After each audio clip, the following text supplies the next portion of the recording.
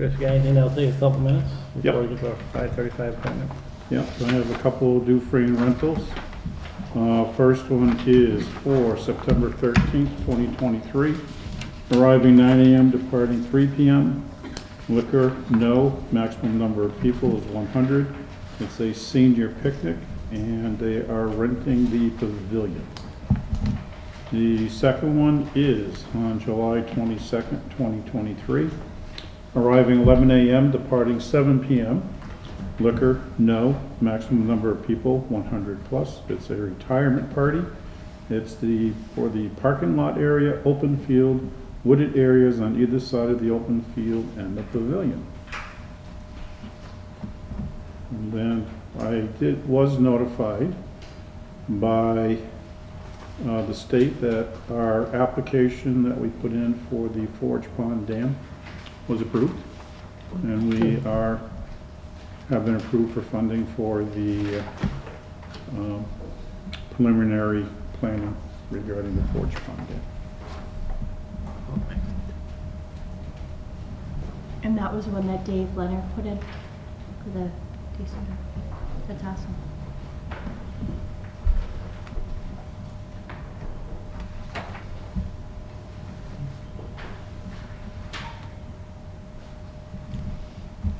That's all you got? That's all I got. All right. Sorry. That's okay. Chris, can I ask you a question about the Forage Pond grant that we received? So there was 3 options that we had first looked at with Dave Leonard as far as what they were going to do with the wall and stuff. So when you say preliminary funding, what is that going? No, it's the design. Okay, so It's for the design phase of Okay. of what we're going to do. okay, As for the construction, that will be done in The following next year's grant application. It's good to know that we're moving forward on it too, making Yeah. some progress. Which I'm sure everybody out around Forge Pond appreciates as well. Mhm. And I will just mention one other thing. I don't know if the board is aware, but there was an incident regarding a bullet hitting a house in the Mountain View Drive area of Belchertown. Everybody suspects it came from the Granby Bow and Gun Club. It is currently under investigation, so we will not release any information until the investigation is complete, just so the board knows. And that's just the assumption, there's no, Right. so people know that, so I'm not saying that. Like I said, it's currently under investigation by the Granby PD, Belchertown PD, and I believe a unit from the state police. So, once we have the results, then we can go forward from there. Well, that brings us to our 5:35 appointment from the West Street Building Review Committee. would you like me to sit it there? I would sure like that, yes, thank you.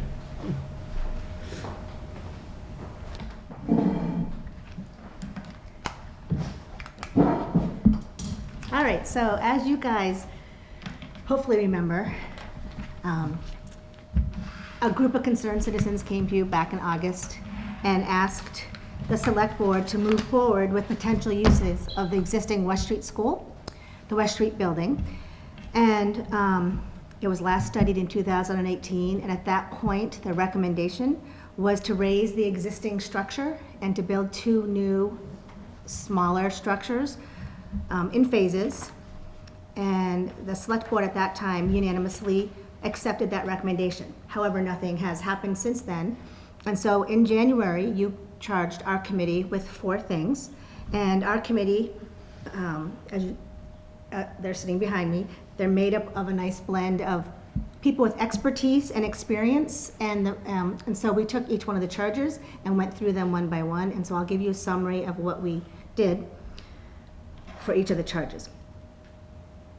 So the first charge was the space requirements for town offices. And I believe you should have in front of you the report that we put together, but there's also a lot of exhibits to that report that are there for your perusal.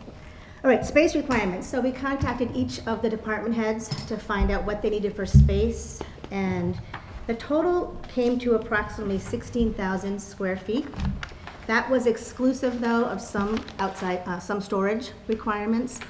However, in total, those space requests would fit currently into the kindergarten, first grade wing of the existing building, with the senior center spreading across the cafeteria into the other side of West Street, where there's, I think it was a music room at one point. So there'd be plenty of room currently in the building for all our space requirements for municipal offices, as well as the senior center.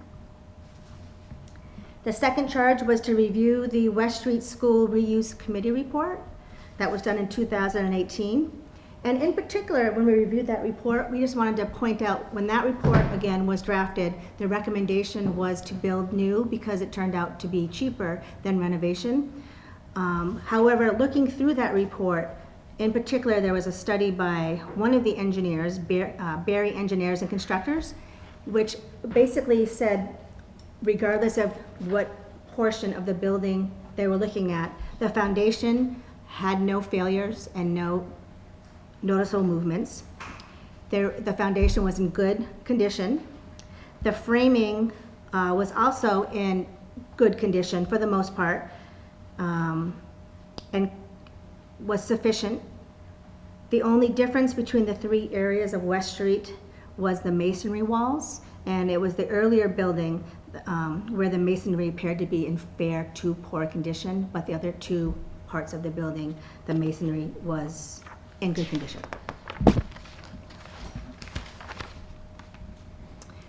The third charge was for our committee to go through the building and walk through it. And what we did is we took several town personnel, experts, and dignitaries throughout the building.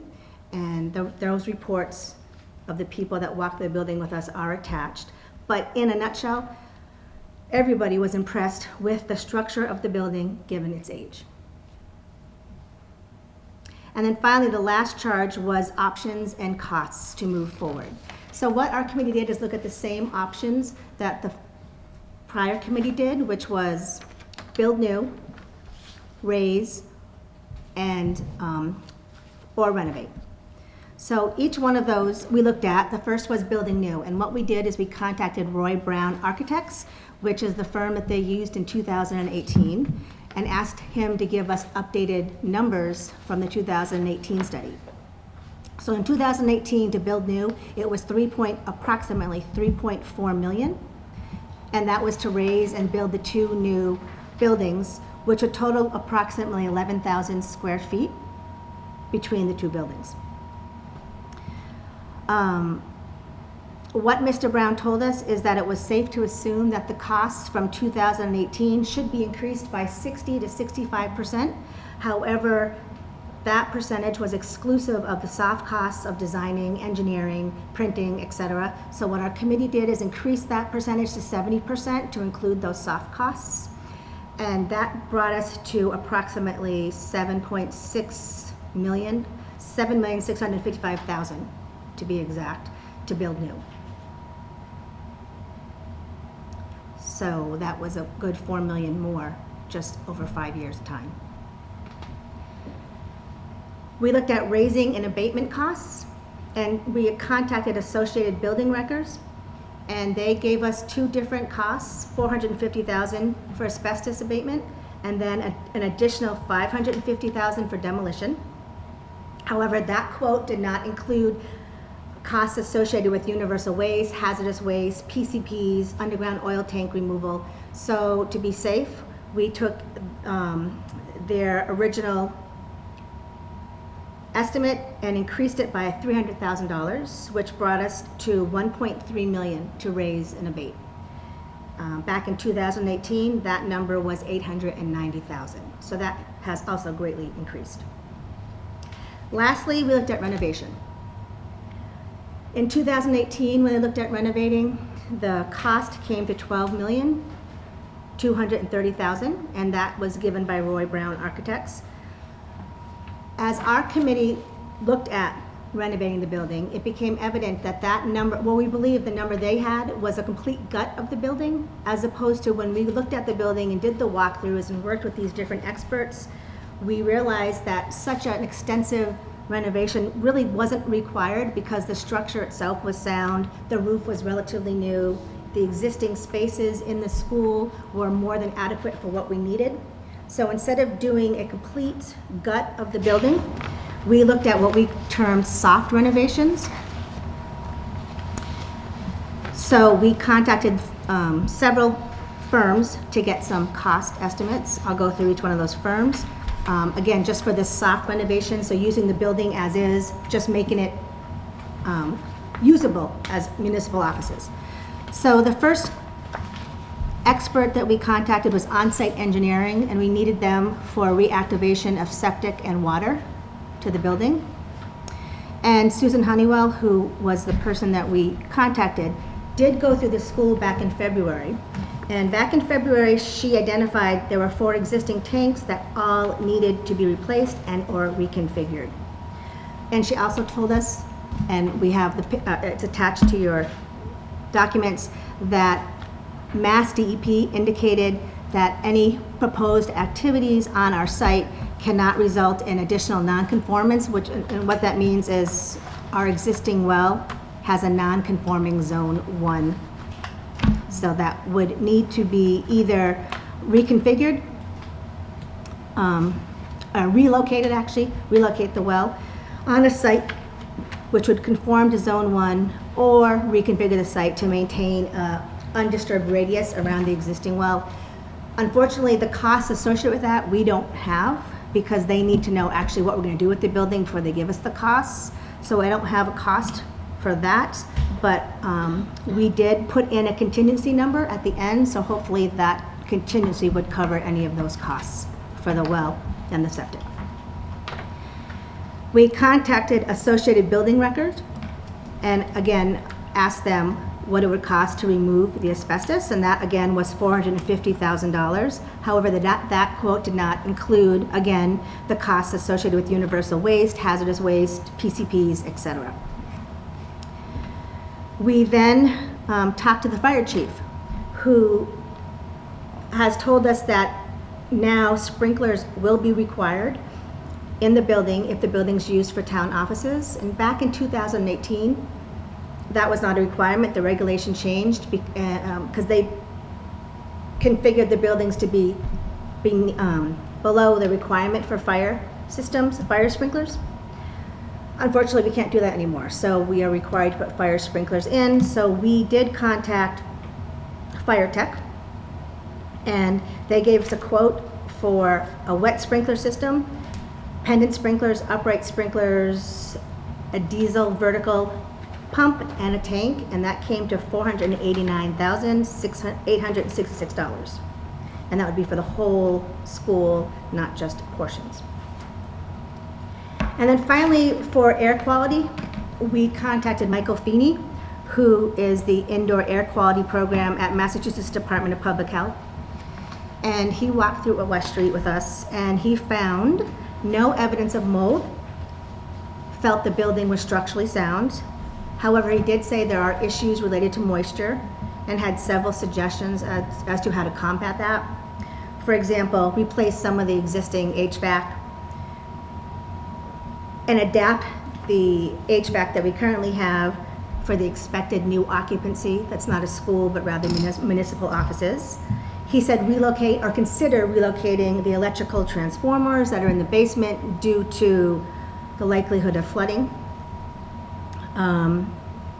Suggested to remove all the existing carpet for moisture problems and replace that with carpet tiles to get rid of the asbestos.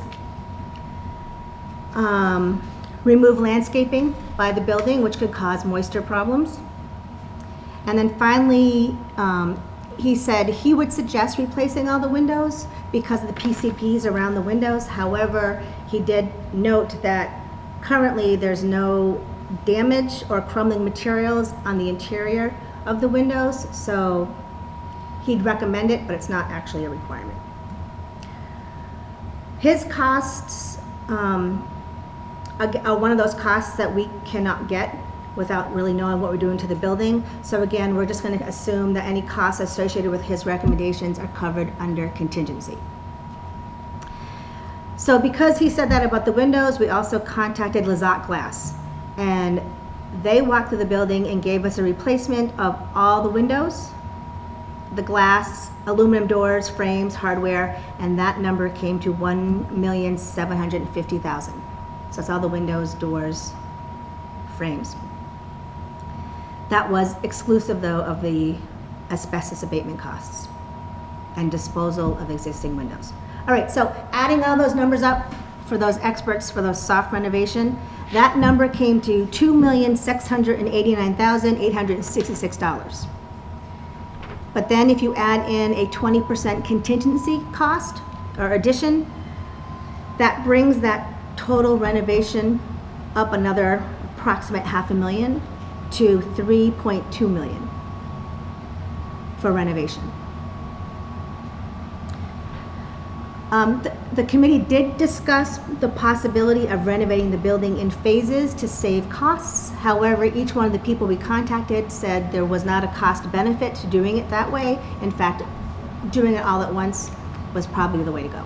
So, it's our recommendation as a committee, based on the above costs, that the town move forward with the renovation of West Street building, which with its approximate 40,000 square feet has more than enough room for municipal offices, for a senior center, and then has plenty of room for other options like a youth center or a community center.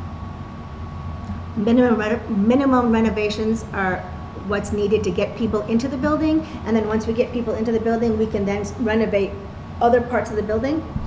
While they're already situated in the building, all the offices are in one place. And we can then start looking for other funding sources such as grants once we start occupying the building.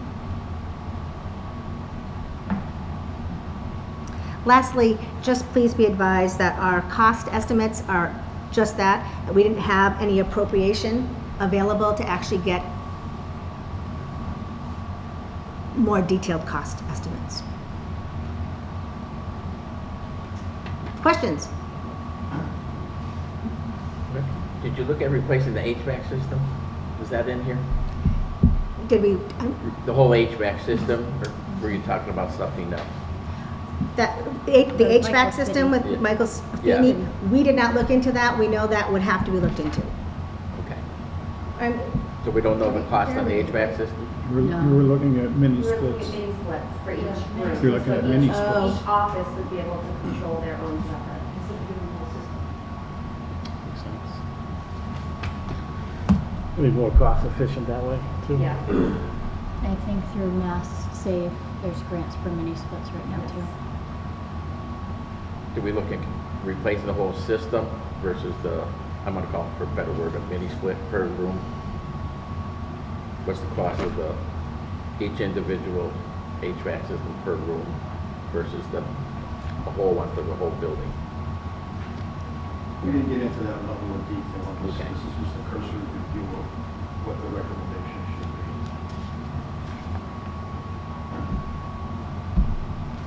unfortunately, just building new is much more expensive now than it was 5 years ago versus renovating.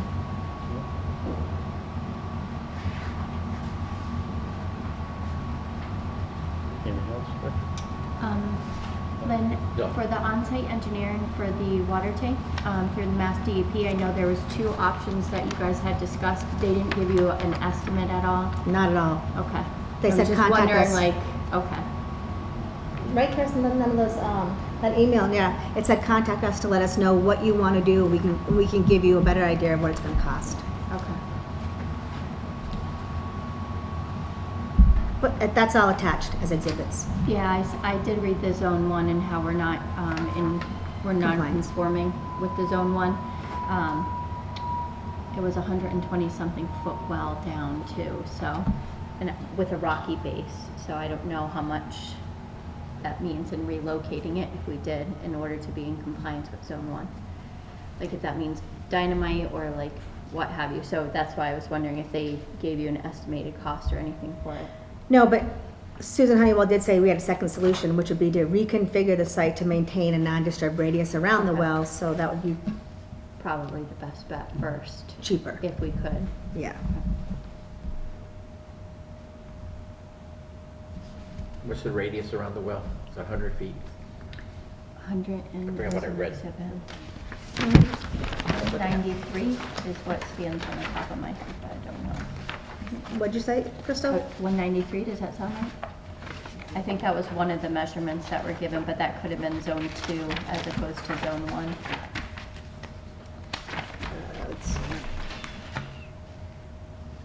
It's in Exhibit D. Right.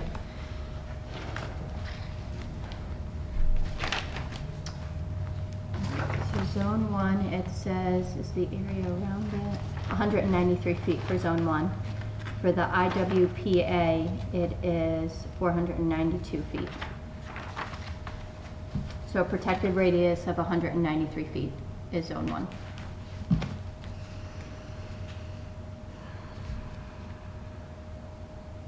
What exhibit are you looking at, Crystal? Exhibit D, page 2. Exhibit what? Exhibit D, D2? page 2. Yep.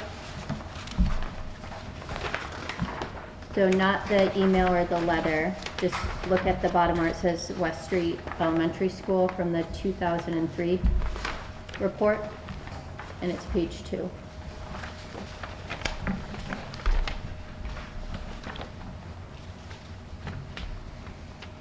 This one? Are you looking at this? Yes. And then flip it over to the other page. And then it's that second paragraph halfway through. The well has a zone 1 protective radius of 193 feet. Oh, yeah. And that's probably the minor part of the whole renovation. Yeah. Just, you've got to put a new well in, and it's not going to be a great big cost, Yeah. considering what the overall renovation cost would be. Do you see it, Rick? Yeah, I got it. Oh. I thought you said B as a boy, not D as a... Oh.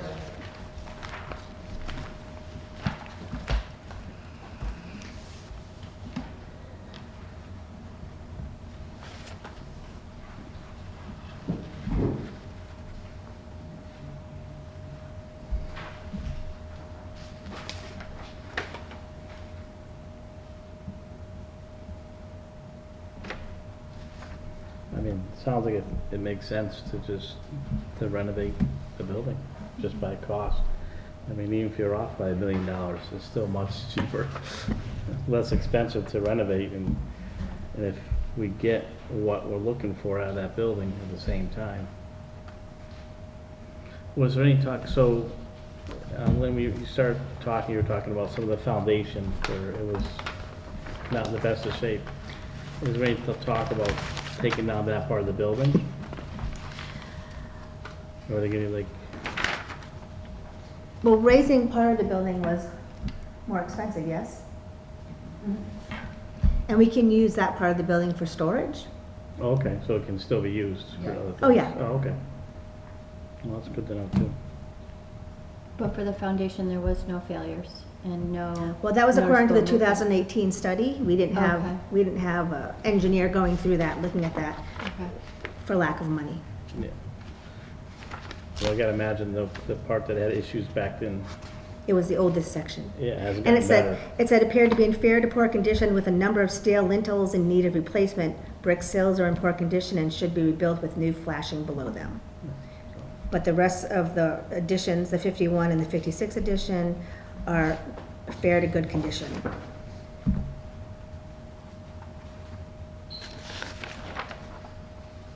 Oh, I'm sorry. Yep, all in good condition, actually. Yeah. I was pleasantly surprised when I read about the roof structure being that sound. That was good news. That's why it's Oh. nice to use it. It's fairly new. Yeah. I think the town's still paying on it, right? Yep. Few more years. Was design class kind of contradicted that engineer's study too, because the chief and I did a walk around with him. He said all the lintels were good, the sills were in good shape, so that kind of contradicted that engineer's take on it.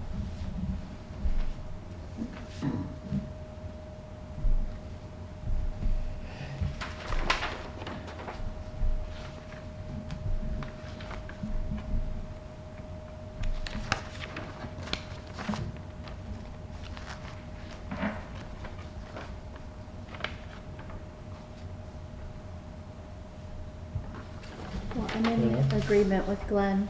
I think then next step is to move forward with the renovations and the One Stop for Growth that we had applied to originally. yeah. Now that we have more information to move forward with it and a plan in place and companies contacted, I think it would be beneficial for us to go for that grant for the community center. Well, I think before we get to that point, we need to have the town vote on appropriating the Right. funds first, because we can't do anything till the town says, yes, to What spend they the money. want done with West Street. Well, yeah, it's, I mean, like I said, I can imagine it being upwards of $4 million. Just as, when you start going into renovating and things like that, so the town's gonna have to approve to appropriate the money. Last time I checked, we don't have $4 million in the bank. To put towards the school, so. Is that a no comment? So I think it's some other legwork's gotta be done as far as presenting it to the town and, the possibility of some type of override to fund it. When you guys went through this, I'm assuming that you guys looked at the old one from the old committee. Yeah. About everything that they did. Okay. Yeah, Yeah.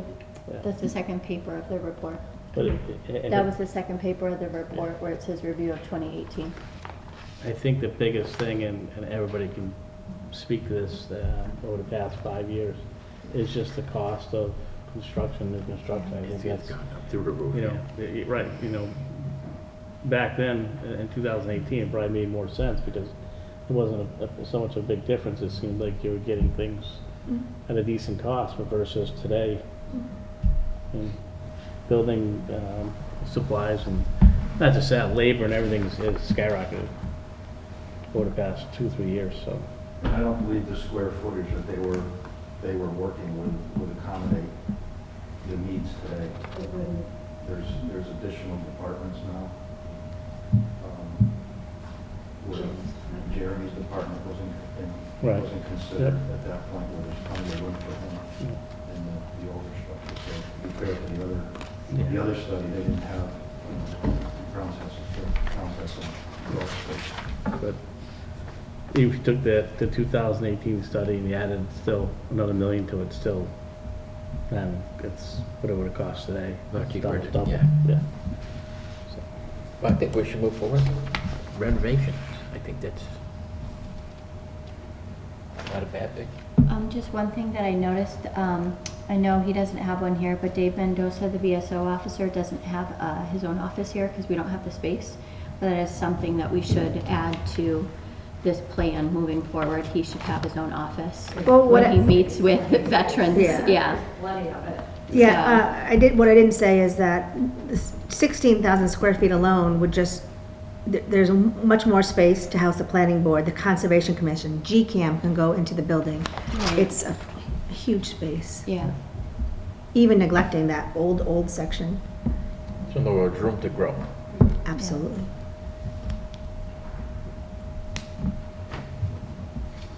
Your committee's all together on this and moving forward? Dr. Ed? We had heat, yep. Yep.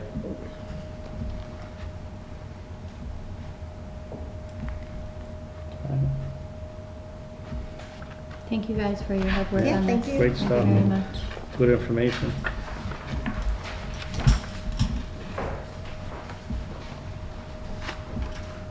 Did anybody on the committee have any other comments they wanted to make, or?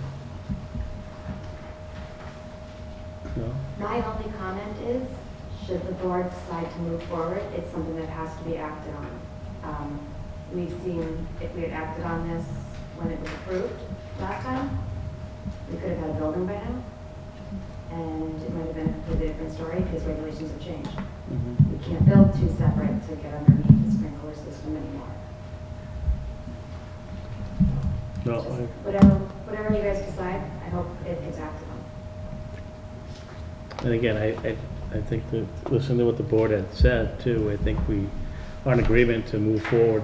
We're talking about renovation, but again, becomes the cost and the town willing to appropriate the funding for it, which will decide whether or not we can be able to renovate it, so.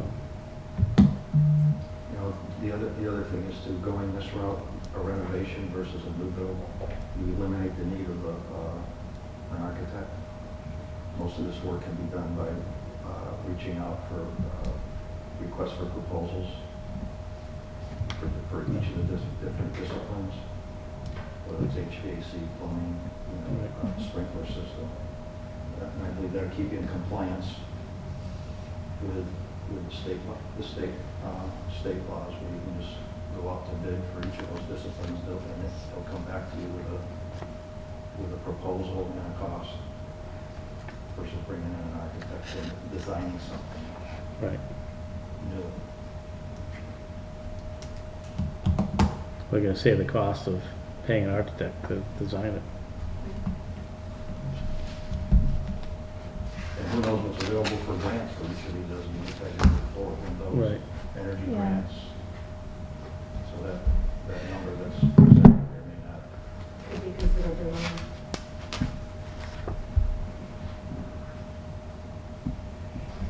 All right, I think anything it's else? something we need to keep on the front burner on this, so we don't kick the can down the road to the next board. Let's get, we can, see what we can do to get it going. And it's gotta be brought up in front of the town, so we have to do that to schedule a town meeting. And I think too, we'd have to, we may have to go out and get estimates and things like that prior to that, so we have a more of a. Yeah, hard figures, yes. Hard figures to work with, and, as Jim was speaking about too, we can probably look at that as far as, we gotta decide what we wanna do, exactly what we wanna do with the building, as far as spaces and things like that, but, You could bring in an engineering firm instead of an architect to basically tell you what you need to do to update the systems. That'd probably be a lot cheaper than going out for architectural Yeah. services. and then we can actually tell them what we're looking to do and what we're trying to achieve with the building, and be able to kind of put together for us. Yeah, you can direct your efforts the way you want it to go. But we don't have to do another study. No. No, it's I'm not a saying study. Right, no, I'm just asking, I'm not saying that you said that, I'm just saying No. we don't have to do another study like 2018, No. where money's been appropriated to do a more formal. No, I think the board's in agreement to move forward with a renovation, and I think to bring it to the town is to now have a real figure that they can work with. And then that way the town can say, yes, we're good with that, or no, we're not good with it, Last thing I wanna do is bring to the town not a true figure, and then find out it costs a lot more. You go to build it or go to renovate it, so.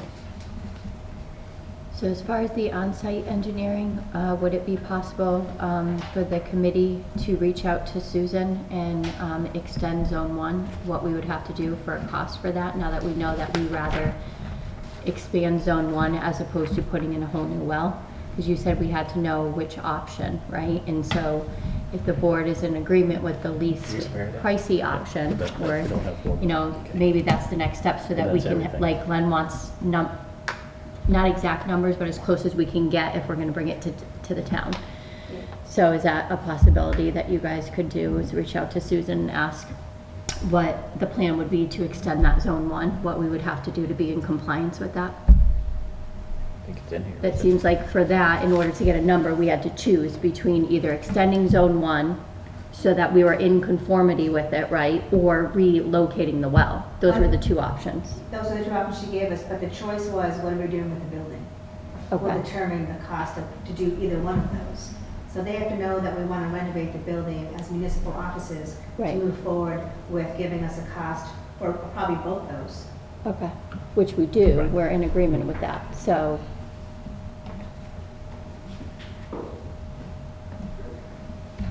Right, so this is in order just, for us to get numbers, we would need to notify her that we are in agreement of the renovations, and can we have the cost for both options? yes? Did you still want this committee to be together? Because I guess technically we're not a committee anymore. No, Oh, you've is been it- reappointed as of July 1. Okay. My question right there. Congratulations.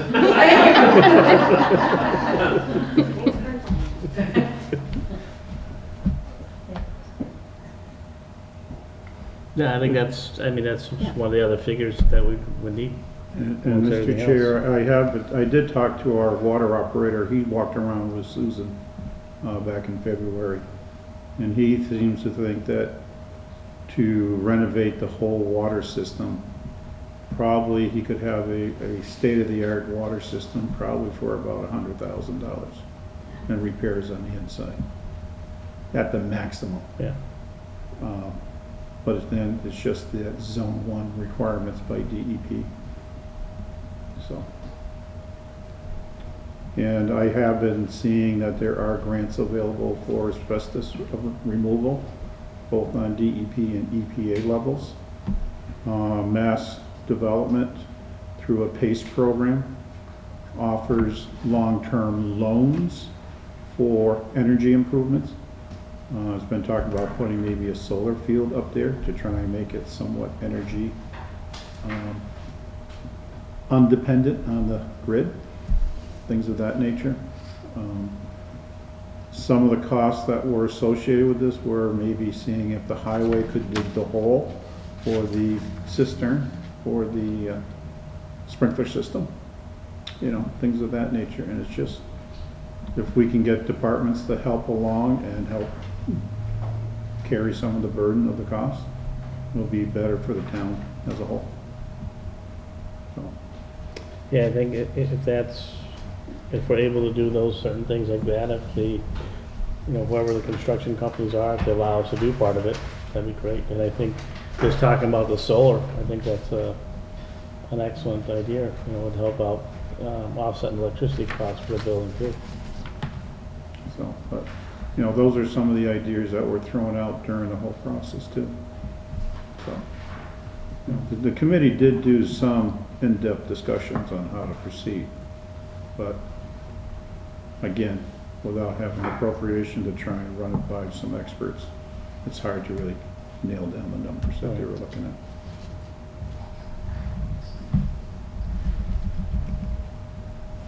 Now, some of the work can be done after it's occupied. So maybe you need to look at what should be done prior to occupying. I mean, I was pleasantly surprised when I walked in that building the first time since many years. 1967?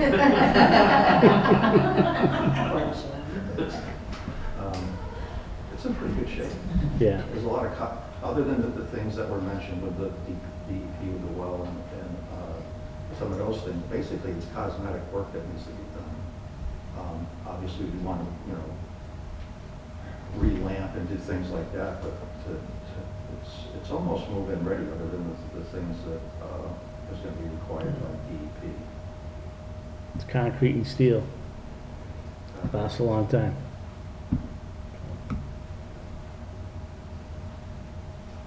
And to think about having all our departments in one location. It's, and what you would do with this building and what you'd save on not renting the other building, that all comes into play too. Oh, definitely, definitely. And then the board would have to decide what you're gonna do with the old Carnegie Library. I don't know if you want to hand it over to the Granby Historical Association so that it can create a museum or do whatever, or put it on the market to see if someone's willing to buy it. You know, because it is handicapped accessible on both levels. You know, My personal opinion, I like to put it on the market and offset the cost of a new building. I think that's, I mean, depending what else would be, I would also say, what's the value of it to the town? Too, if it's something that really makes a difference offsetting a cost versus just to have the building. But it's in a historic district, it's a historic building, so that would be the only reason you would want to keep it. Right, but again, Yeah. You can sell the Carnegie? I don't know, I'd have to see what the original, I think you could I'd say. have to see what the original document said for the granting of it. Yeah, I thought we heard that one allowed. Well, I think that's something we gotta worry about down the road. well, yeah. Yeah, but let's take that's care of not- West Street yeah. first. Yeah, let's take care of West Street. But also too, it's the consideration to sell this building as well. Again, look into who would want this type of building too. So that's the other part of it too, so. This could be broken up into office spaces. A little incubator type of Yeah. facility. We're back. My fear is that a lot of companies now are working from home versus buying structures, so wouldn't you want the town to get stuck with this building too as we're renovating a new building and I don't want to have two other buildings. I don't want to have this one sitting here and hoping it sells and have the new school, or the new building at West Street. But we don't know that until we try, so.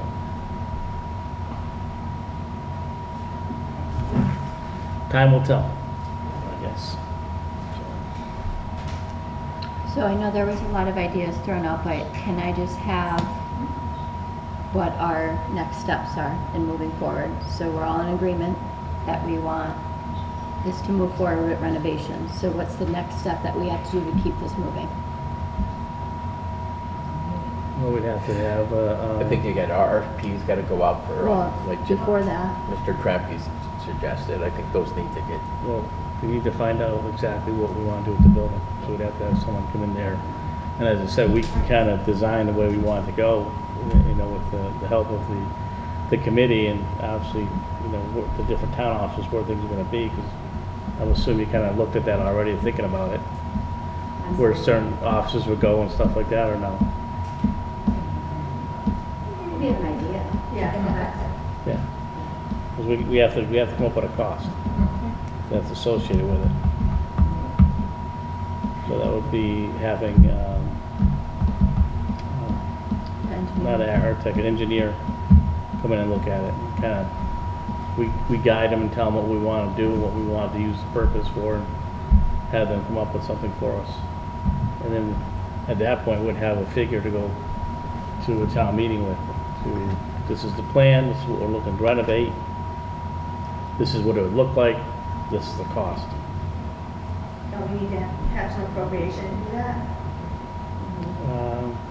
There's Get an no, engineer to come in and actually. yeah, because gotta pay for them, Yeah. gotta pay for an engineer. So, because the appropriation money that was there, it's gone now, right? Wasn't there some there before? You could use some of the ARPA money to fund it, if the board so desired. it's good for the whole town. That's what it's worth. Yeah. Do you have a time frame? Because I know we have to go to town meeting. Are we doing like waiting till next year, special town meeting? Is there a time frame we're aiming for to get all the information back to you?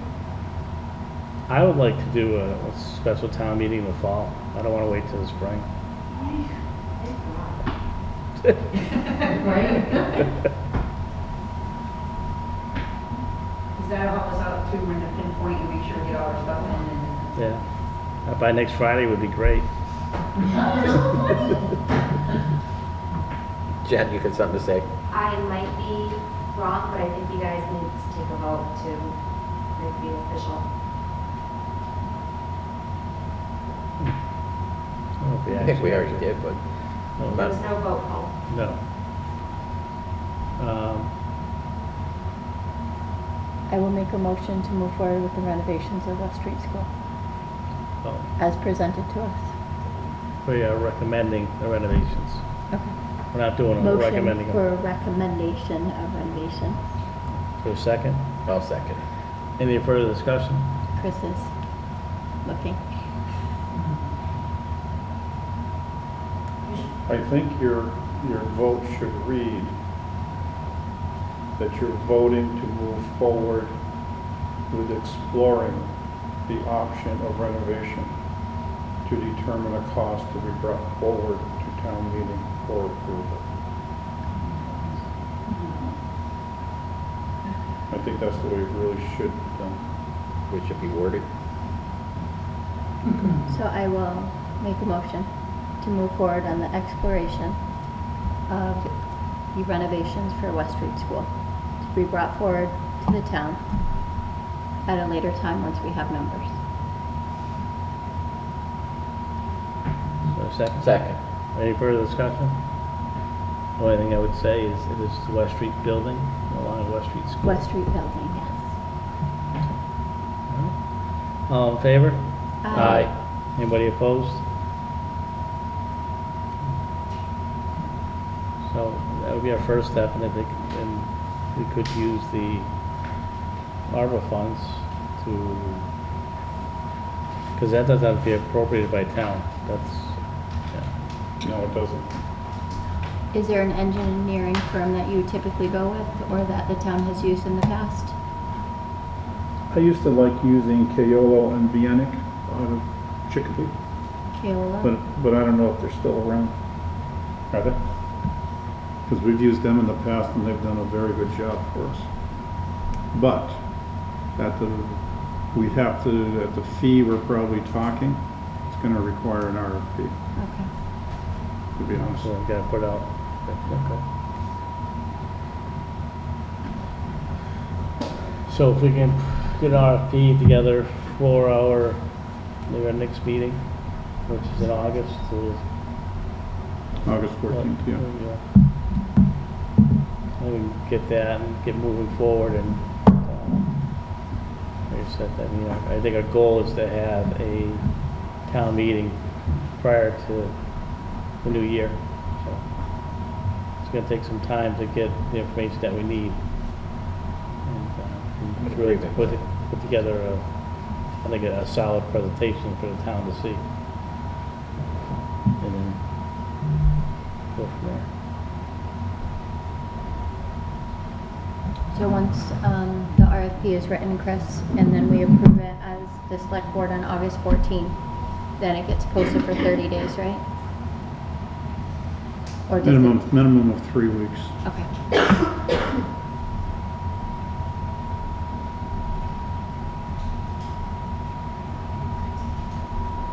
So we decide in September? Is when we'll get the RFPs back, yeah.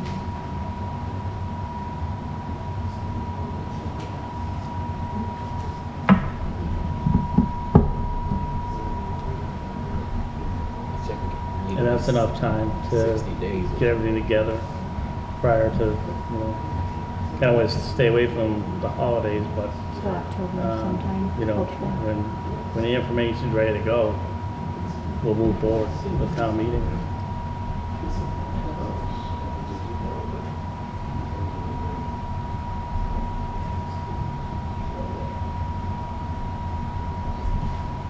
Right.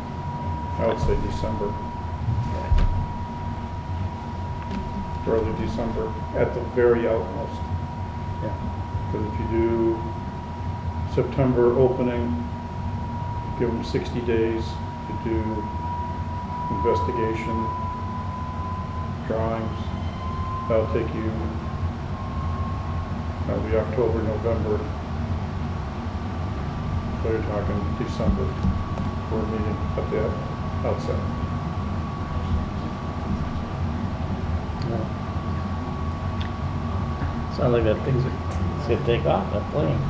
The AC unit, it's getting louder and louder.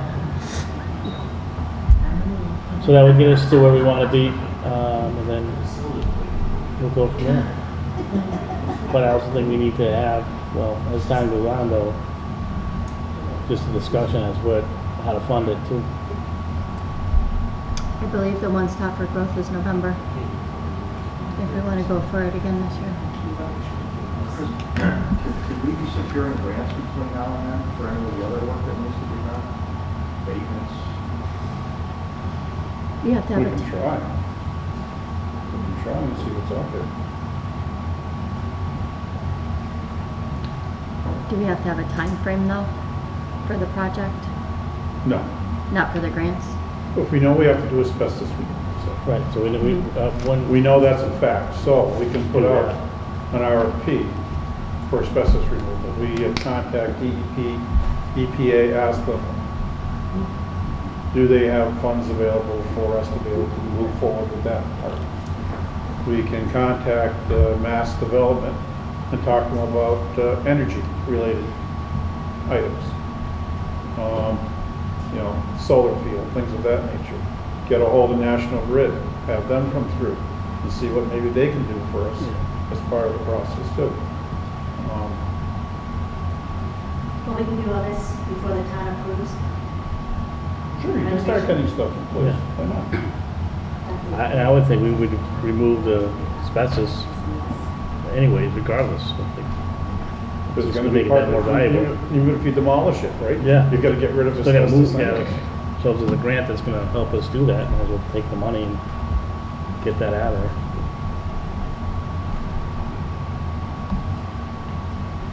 The engineer, if we end up using it, it's only gonna be for mechanical. Mhm. Period.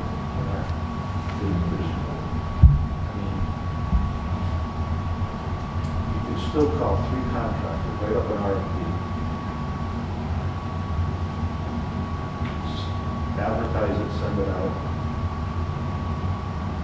and get hard numbers for HVAC, for plumbing And electrical, and electrical. yeah. We don't need an exact scope.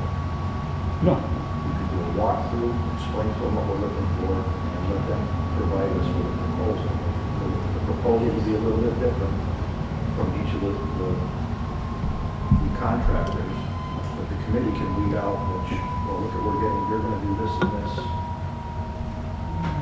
You know, we can put some information in the RFP, but we wanna leave it up to them to provide us with what they think needs to be done.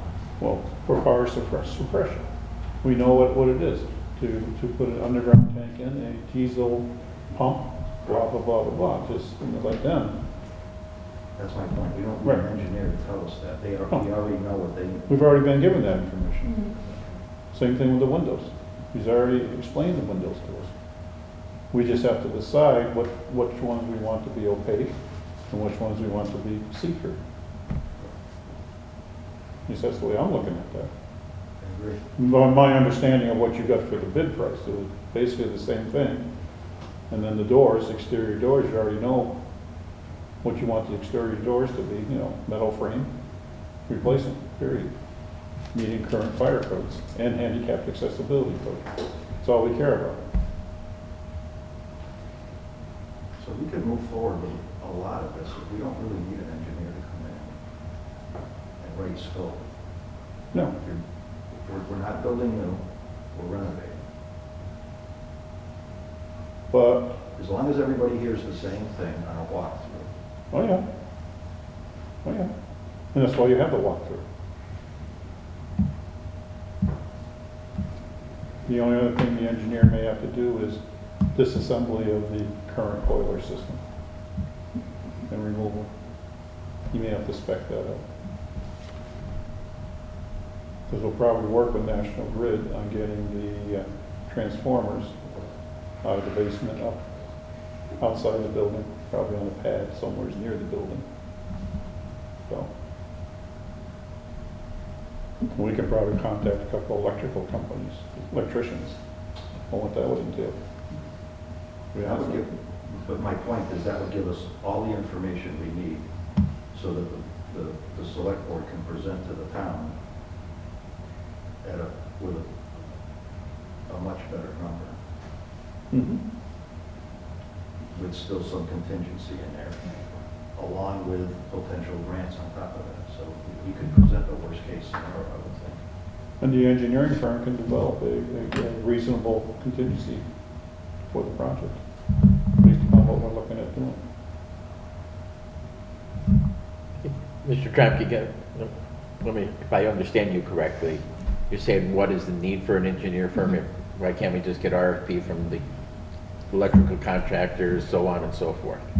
Is that what you're trying to say? Save us a few monies on doing the whole engineer Well, thing? not just saving some monies, but speeding up the process. Speeding up the, yeah. When we come to do the actual work, we may then bring in an engineer or a project manager to oversee some of the work. I understand, yeah, I get it. As far as hiring a project manager, I think Jamie has done a pretty good job.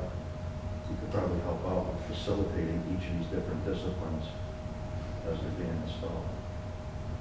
And the review committee, whatever committee, if it's this committee or another committee, they're going to review the RFPs and go through them and do a scope review to see who's providing what. At that point, you might want to bring in an engineer.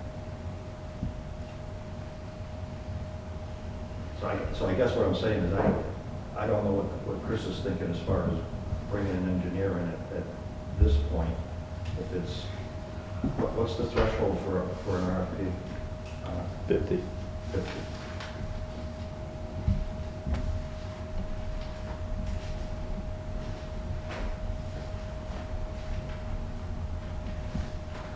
We could talk with Carol and Beanick and see if they can facilitate some of this for under 50. If that's what you're thinking. I'm just trying to speed up the process to give the select board a number that they're comfortable with. Well, To present. yeah, but I think, anyway, I mean, I'm fine with having a town meeting at the beginning of December. I just want to make sure that everything is accurate.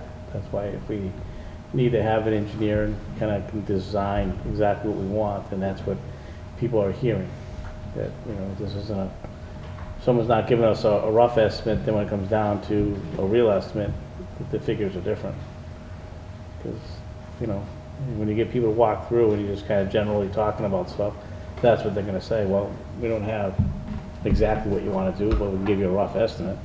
Well, that's why there's always a percentage kicked in Yeah. for contingency, because things change throughout a project. There's very few projects that come in, you know, on target. Right. Especially when it happens over a period of time. And some of this work may not need to be done right away. Maybe that's one of the things that the committee can do is prioritize what has to be done, To make it happen. what needs to be done in order to occupy the building, what should be done, and what we'd like to do. Right. Versus some of the things that can be. Well, I mean, I would, personally, I like to have the building all done.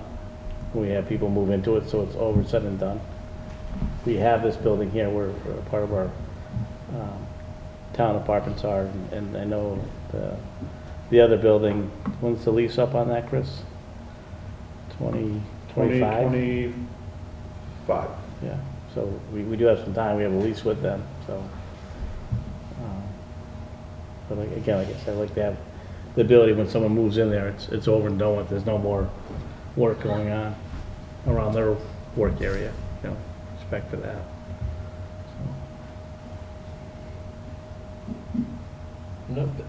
Another thing you gotta think about, if we're gonna do the mixed use thing, like the after-school program, security of the building. If it somehow lock the doors, whether you get the ID cards to swipe you in and out type of thing. That should be considered into the budget on it too.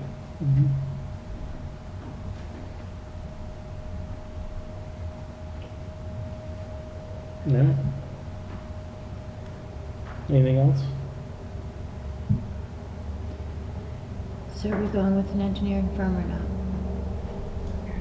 I mean, I like to go with Yes. engineering firm, Yes. I think it benefits us. We do need it because we still need somebody who's an expert to tell us exactly what we need to replace the HVAC with the mini splits.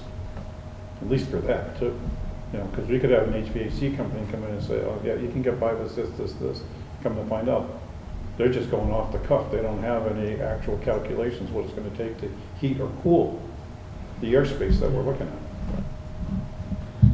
And I just think that we're bringing this to the town for a decision. We should have all the facts together as best that we can to present a true number and a true idea of what we want to do.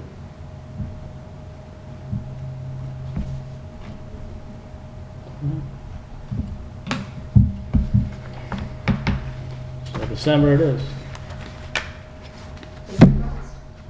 We'll make December.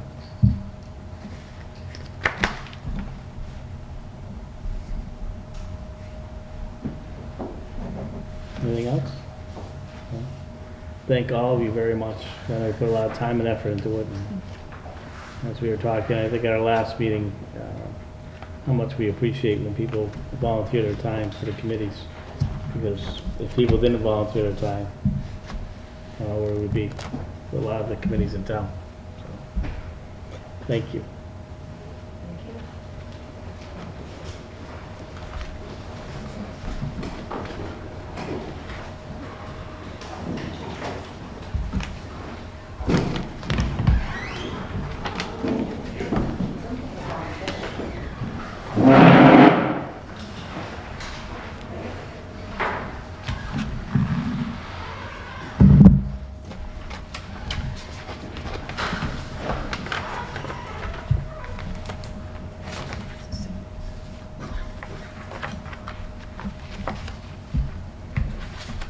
All right, we're on to citizen participation.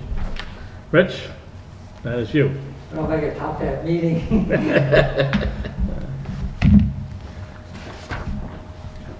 Big decision. Rich Maraki, Bachelor Street. I just had a few comments. I just talked to Chris before the meeting, and he said he was going to call the attorney tomorrow about the recall bylaw, that they haven't submitted it to the state yet. He didn't know if he should do it or the attorney should do it. So just if you could keep abreast of it. Okay. That was one thing. The other thing, I just wanted to comment about George Randall last week. He spoke about how the public hearing for the winery wasn't on the town website, which it was on the town website, it was there. But what was not there was the agenda. There was no agenda at all. I thought it was just a meeting for the public hearing and that was it. But I still don't understand why, I guess the agenda was posted on that bulletin board where the clerk's office is, but yet the bylaw, the public hearing for the winery was on the website. Now, if you look on the website, it says the official website of the town of Granby. So all the agendas should be on that website along with, in this case, the public hearing or the hearing for the select board. I don't understand why they're at two separate locations. The other thing that George complained about was the sound system. The sound system here is terrible. Especially when that air conditioner goes on. I guess that's air conditioning and heating system. Yep. When that goes on, just even people who sit in the audience, they can't hear you. They can't hear everything. Chris talks very soft and the microphone is kind of away from him. And I know at one time, didn't you have those microphones that clip on? I believe you did at one time. We had them at the town meeting. No, I think you had it at... No, the GCAM had clip-ons. Yeah. There were lapel mics. For here? Yeah. Oh yeah, they were here. I didn't know if they were better or worse or I what. remember wearing them for, I think at the time it was the planning board. I don't remember wearing it here. I was a Maybe it was selectman. before your time as a selectman. Yeah, I know, I believe I wore them for, Because it was when Trish was the director of Yeah. GCAM. cause I know I've had them worn before for, I was on the planning board. I don't know how many they have, that'd be a question. Yeah. But we But, did, we did talk about, not to interrupt you, Rich, at our last meeting, we did talk about if it was, through GCAN, if they're able to get like speakers, or we talked about if we can somehow, I remember Chris Get it- mentioning that, there's get it another to the sound speakers. system here that, yeah, if we could, You just tr- piggyback onto that somehow. maybe for that just reason. tried it, it might be better. Yeah, I just wanted to briefly mention that there were two articles in the newspaper, The Republican. This article was dated June 27th. It was about the city of Chicopee. It says, "City wraps up fiscal year with a record $27 million in savings." Now, I just want to read a few of the comments that the mayor of the city of Chicopee said at the end of the meeting. What they did, they transferred $9 million from free cash into a savings account for the schools. But what I wanted to read was, it says, "The transfer leaves the city with nearly $28 million in savings, which exceeds the recommendation that communities have 10% of their budget set aside in a stabilization fund." So, in 10% it's a common number. If you look at the report of the Finance Committee, the budget of Granby is roughly 24 million. So 10% of 24 million is 2.4 million. That's how much we should have in a stabilization fund. And I called Kathy, and Kathy gave me the numbers. We have 2.7 million, which is higher than 2.4, which is good. But when you get into the details, 1.5 million is for capital equipment, 1 million is for municipal buildings, and there's $134,000 in a general fund. Now, a stabilization fund is supposed to be a rainy day fund. It's supposed to be used for emergencies, unanticipated events that happen. So the question I have is, are we talking about the general fund only of 134,000? Because that's the fund that's set aside for emergencies. It's not set aside for a specific amount, it's not set aside for a specific purpose, whereas the other two are. So I think I would like to see one of you ask Scanlon when they come and give you, when he comes to the town and gives you a report on the town, to ask him about the 10%. Should that be 10% of money just in the general fund, or does that include money that's in there for specific purposes? Because it makes a difference. If there's $1 million in there for a municipal building, you can't use it for anything else unless you go to a town meeting and vote it out of there. So I have a question that I think is at least worth asking. well, I know last time we had a report from Scanlon, they came in here, they said that the town was in very good shape in the way that we save money and spend money. That was actually some of the comments from him. You know, that was a year ago. Things have changed quite a bit. So, Well, they haven't changed that much, really. well, I was talking about the stabilization funds. You know, we did make some big transfers at the end of the year at the town meeting. But I just think it wouldn't hurt to ask. No, I agree.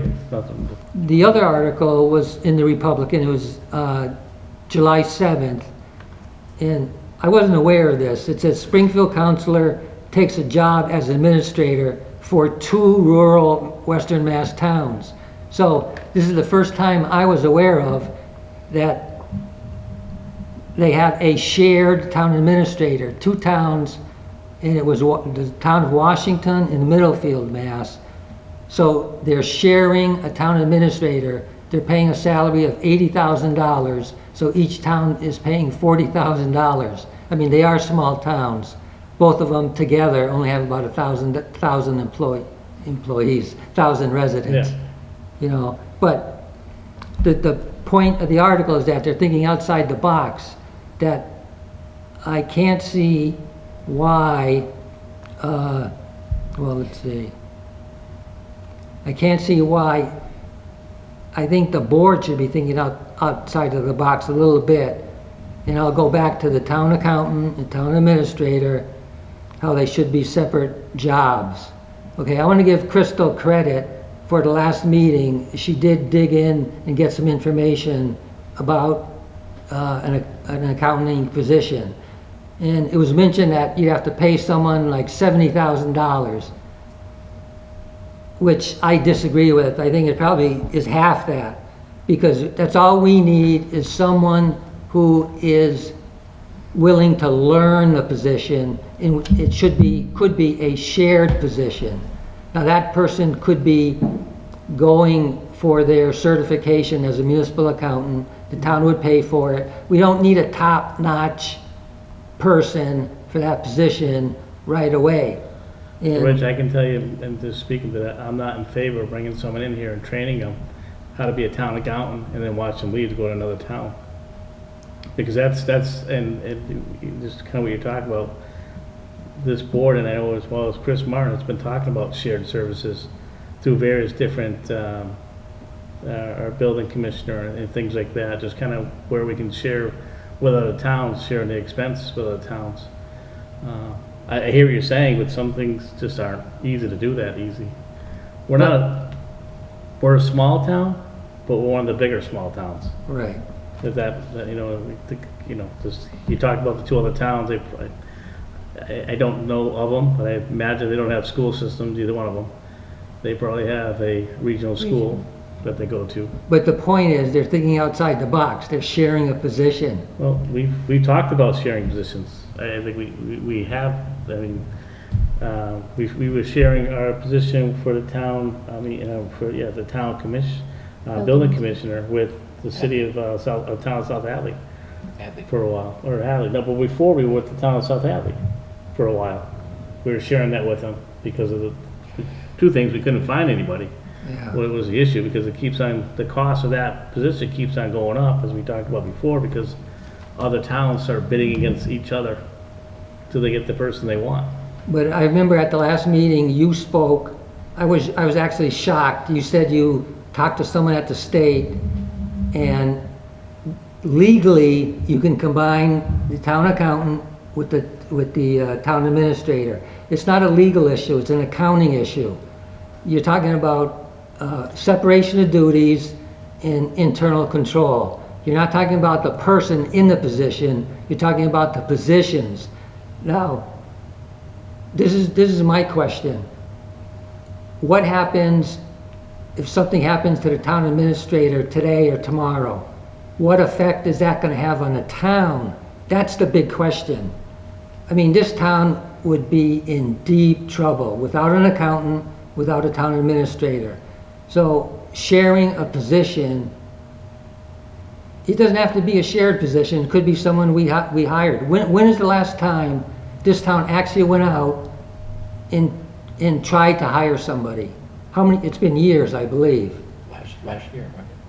Not a town accountant. No. It's been some time ago. But what I was referring to, Rich, too, when I made that comment, and I don't think I said the state, I think I said our town council had followed up on it, and it might have been with the state, but they followed up on it because this is a question that came up before that we want to make sure, by ethics, we were doing the right thing. Yeah, but again, it's not a legal issue. It has nothing to do with legality. It has to do with accounting, internal controls, and separation of duties. That's the main issue. Right. We talked about that. We talked about, we should probably be looking to go outside. I think the board decided to do that, to see if someone's willing to come in here and take on that position, whether part-time or full-time, whatever it warranted, but we believe it warranted a part-time position. So that's something I think this board talked about it, and they were in agreement to move forward on that. But I can honestly tell you that people have come up to me and they said the main reason the accountant, and I think there were two of them that I could recall, did not stay that long was because the cooperation wasn't that good. Well, Rich, that's hearsay. Well, it is hearsay. And that doesn't belong here. Well, I'm just saying that someone has to be trained. I mean, they have to be trained. We like to hire someone that actually has the knowledge to do the job when we're bringing them in. But I think if you pay someone a decent amount and you treat them right, you're concerned about them leaving. I mean, they won't leave if they get a decent salary and if they're treated property. And that's why when we talk about a decent salary, you can see what I don't think I'm off by very much money.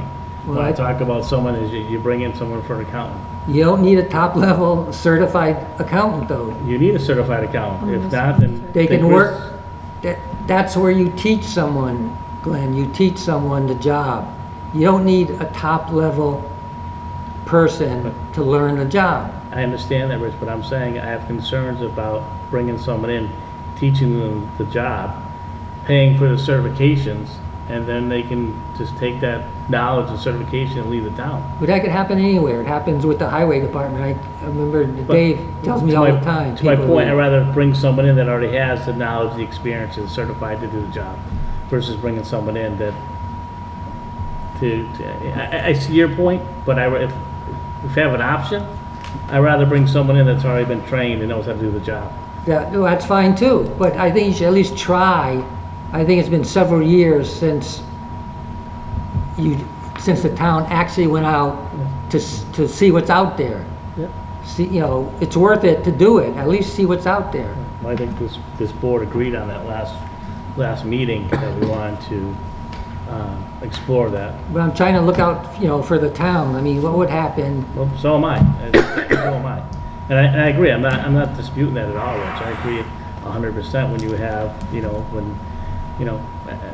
on one side, we're sharing services just within ourselves to save money. Right. So it's almost the same concept as saying sharing services with another town. We're sharing services within our own town, having one of our own employees able to do both positions, so we're actually saving money. But I think towns are doing more and more of shared positions, it seems. Towns, businesses, the state, a lot of people are wearing much more than one hat in Right. their organizations than they did in the past. Some are forced to.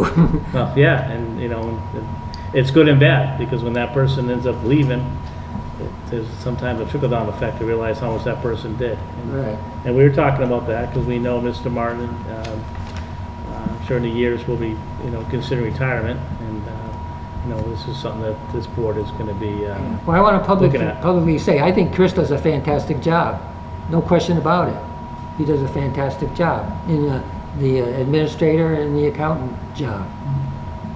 So I don't want you to think I I'm don't- saying he's not doing a good job. Rich, I don't think that, and I appreciate every time you come in here and just, let us know what your thoughts are and things we can do to improve, and I'll be honest, I wish more people would do it too. Me Because too. it knows, so that we know people are involved in the town. That would go back to the improved sound system. Yeah, well, we're gonna work on that. I think that's part of the problem, Yeah. because people would have more of an interest in town government if they if they were able to listen to the meetings Yeah. and catch everything. So, and I'm glad you brought that up. Well, maybe we'll try and go to the microphones and Yeah. see how that works. And, unfortunately, our heating and AC system, you heard it tonight, and a lot of people heard it before in the past. It's just, Right. that's just the way it runs. And that's why Yeah. we kind of talked about maybe we can somehow, pipe into the speakers, the sound system that's here already. If not, maybe we can work with GCAM to get some external speakers that we can, put out here like they do at the town meeting. Well, that might help. Yeah, it'll definitely help. Speaker, Yeah. extra speakers. Yeah. Okay, thank you. Thank you.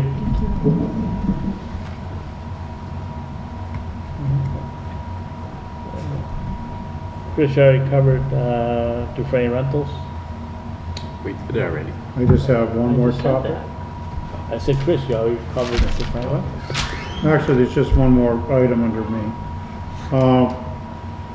We again had some bacterial and E. coli hits here. But we're in great company because there's like 30 other public water supplies due to the recent rains As I said, I wonder if it has anything that to do with are, received the boil order along with us. So right now, our operator had to take 5 samples from the well today, 5 samples from inside today. And depending on what happens with that, it'll determine what we have to do to try and get back to clean samples again. But the thing is, it's all the water we've had. There you think that the water table is up really high, and we're just getting contamination from the water table. So, What do we go, 3 months? yeah, About 3 if months. we're lucky. So, but I was also talking with the water operator today, and he says DEP, if we keep having issues, may require us to put in a full monitoring system for here. And that would end up being about a $25,000 system, just for this one site. So, you know, again, if we have multiple sites, we may end up having to invest a lot of money if we keep Yeah. getting hits at our various sites. Yeah. Maybe we won't own this building in a year or two. Don't know. Wow. Do you have any correspondence? You had one, it was a thank you letter from the Hostrels for the plant that you sent.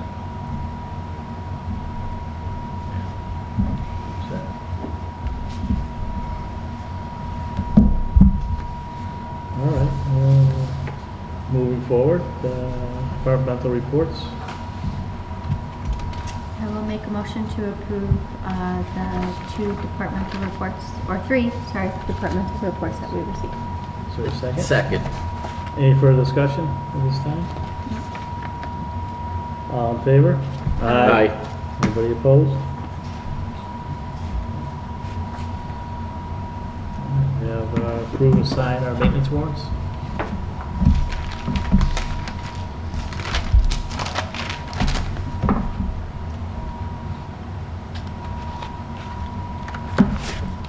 I'll do fiscal year 2023 first. So this is bills payable warrant number 82, dated June 30th, 2023, in the amount of $129,039.03. So I'll make a motion to approve that warrant. Second? Second. Any further discussion? I just had a question about the fees due to the town clerk. Yeah, What is that? that's for every dog license that she issues. I think she gets like 50 cents. Oh, okay. And so, what happens is she collects it over the year, then once a year she takes it out and does what she wants with it. So, Yep. That was it. All in favor? Aye. Aye. Anybody opposed? Okay.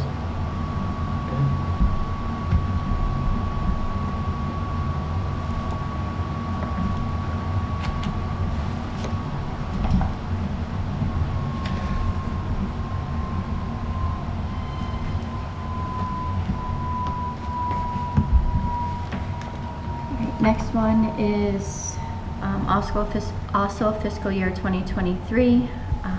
Bills payable warrant 82S for the school dated June 30th, 2023 in the amount of $57,005.13. So a motion to approve that. Is there a second? Second. Any further discussion? All in favor? Aye. Anybody opposed?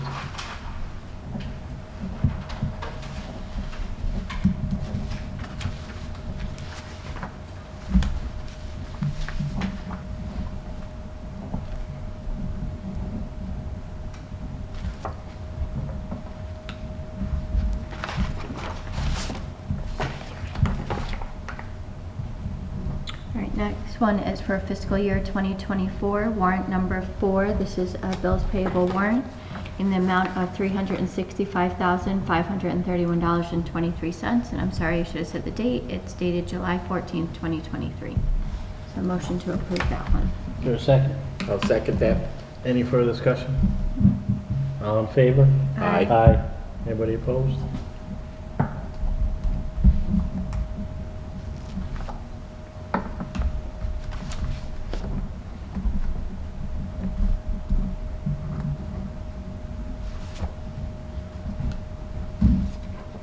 And last one is a bills payable warrant for fiscal year 2024, number 4S for the school, dated July 14th, 2023, in the amount of $46,087.85. Is there a second? I'll second that. Any further discussion this time? All in favor? Aye. Anybody opposed?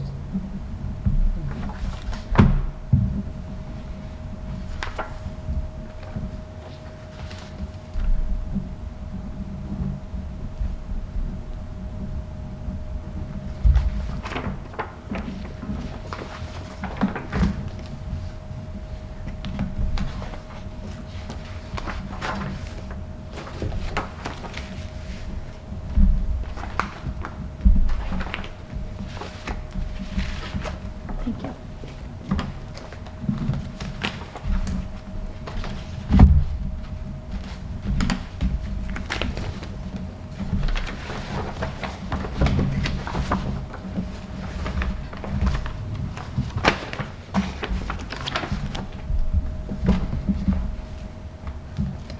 Kathy, I think this folder is, I know, I thought that day, it might be good to say something. I think it's been around as long as I have. Get some duct tape, tape it up. It's got a few more meetings left in it. I'm in attendance. Gotta save those pennies. Minutes? They- I was gonna say they're coming. They're coming. All right, so next time. Approve and sign craft fair permit. All right, I will make a motion to waive the fee for the craft fair because they are a non-profit Granby Preservation Society, so I'll make that motion first. Okay. There's I'll second that. Any further discussion? All in favor? Aye. Anybody opposed? Okay. And then I will make a motion to approve the Fall Craft Fair permit, number 23-03 for Granby Preservation Society at 250 State Street, Granby, Mass. We are granting them an outdoor fall craft fair permit to be held at the above location on October 9th, 2023, with a rain date of October 14th, 2023. And it expires at 3:01 p.m. on the final day of the craft fair. There's a second. I'll second that. Any further discussion? All in favor? Aye. Aye. Anybody opposed? Expires at 3:01 p.m. Yep, that's what it says.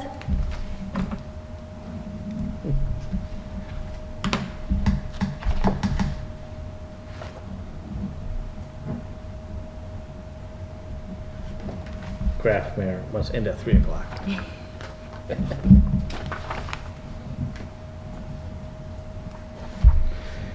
All right, next on our agenda is the bulky fee schedule.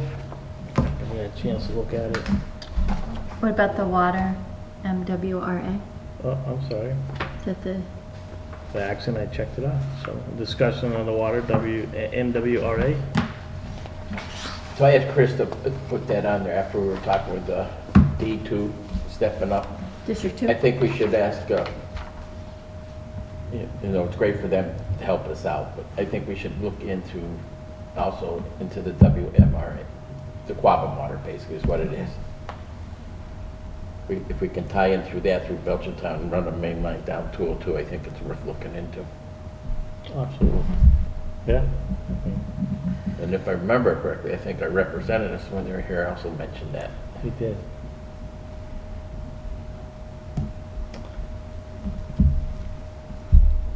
Chris, does that come up over East Street? I thought, no, I think it's something I different. thought it came down along New Ludlow Road, going over through into Chicopee, doesn't it? I thought it came up somewhere along east, Yeah, that, but then I thought it went down along New Ludlow Road too. that was That coming the- from Ludlow. Well, Did District 1 come up New Ludlow Road, down Morgan? No, it's District 2 That's that D2. Glenn was gonna that's reach out District to. 2. That's 2? That's Yeah. two. That's 2 over, yeah.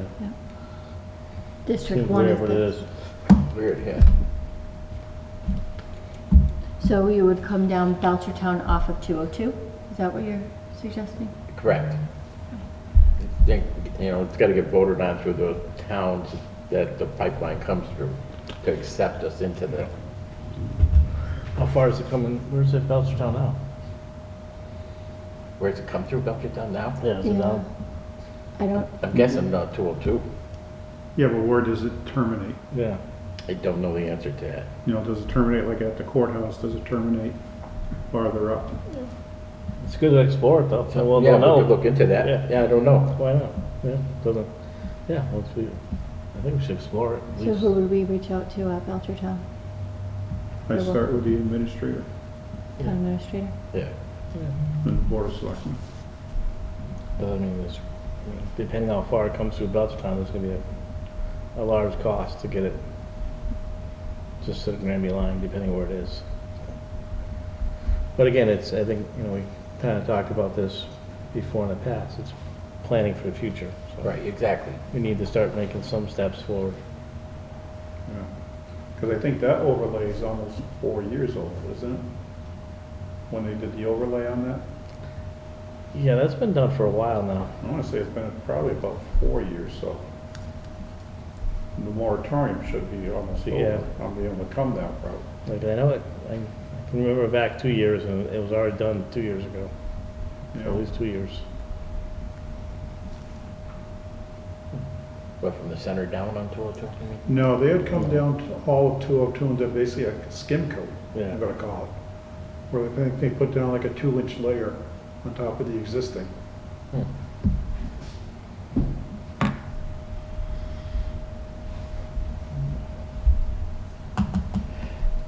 Okay. Since it was brought up, Chris, were you able to reach out to the engineer yet for the No. last study? Not yet.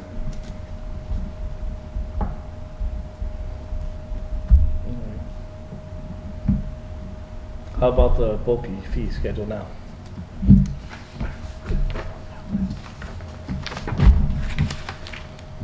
I think our concern last time, Chris, was mattresses, right? The cost has dramatically gone up.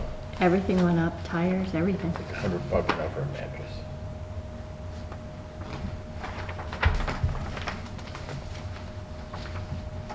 So Chris, if I understand this correctly, the Hoyoke transfer station is what we pay when we bring it to them, right? So we need to up the fees to at least accommodate that. Plus, do you guys also try and work in whoever's working that day as well, or no? It's just based off No. the fee for, I think it's just a service the town provides. okay.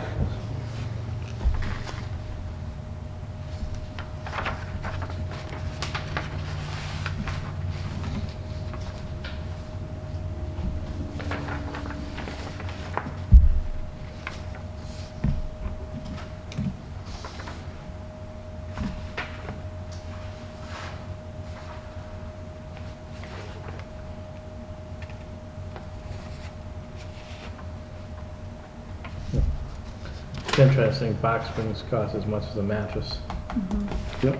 because box springs are basically mostly wood. Yeah, you can just bust But it they up. still have to Yeah. take, they still have to disassemble it and take the springs out. Not many box springs anymore have springs in them, like, Yeah. yeah, fast. But I'm just saying, Yeah, no, I agree.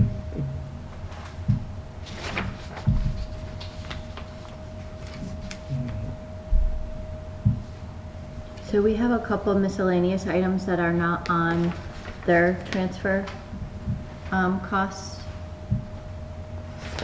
So would we reach out to them and figure out how much they, like for the lawnmowers and snow blowers, it's not on here? Is that, I don't know what that would fall under on here.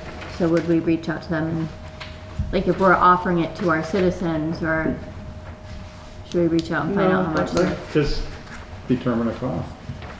You know, if everything else went up, say, 10%, 15%, do it on a percentage basis, whatever the average percent is. Yeah, because they don't have a refrigerator or freezer on here either.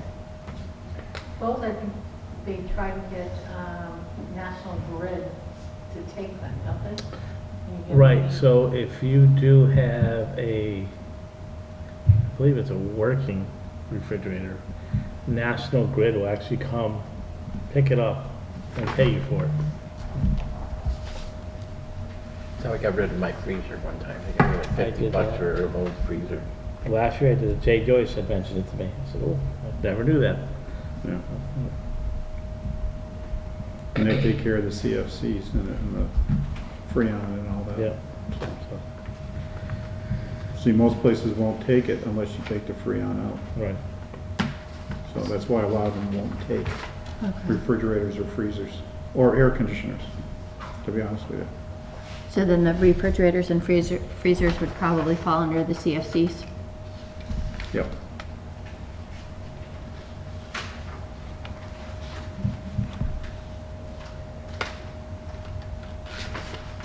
So we think about raising our rates up to equal to what we gotta pay? Yeah. Yeah. Well,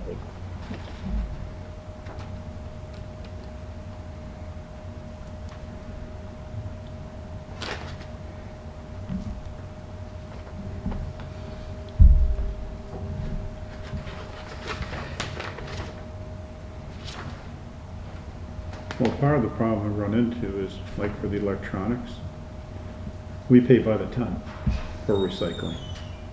Okay. We have what's called e-recycle comes in, they bring a Yeah. box in. All right. I mean, They had that at work. We put too, yeah. everything in the box, they take it away, they measure it, they charge us so much per ton, per pound. So, to try and actually determine how much a LED screen weighs, or a plasma TV weighs, or, I think we're a little better off now than we were 7 years ago, because 10 years ago, you kept to see a lot of the older TVs yeah. as people were. Yeah, I still getting got one, I it. gotta get rid of. See? Some of those things weigh 200-300 pounds. Yeah, that's the one I got. Yeah. What are you doing this week? You know, that and the computer monitors are all getting smaller Yeah. and lighter too, Yep. so, Yeah, you know. So for the electronics, you suggest we stay where we are for those ones? I don't see the need to have to increase it.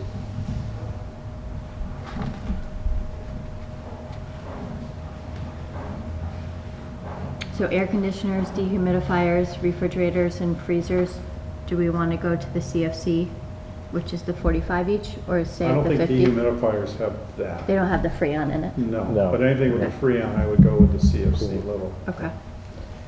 Which is 45. So appliance with Freon would be 45. Air conditioners, refrigerators, and freezers would be 45. I think would be helpful too, Chris, if we can have some of these, the fee schedule made up into like poster size, so they can be displayed out front.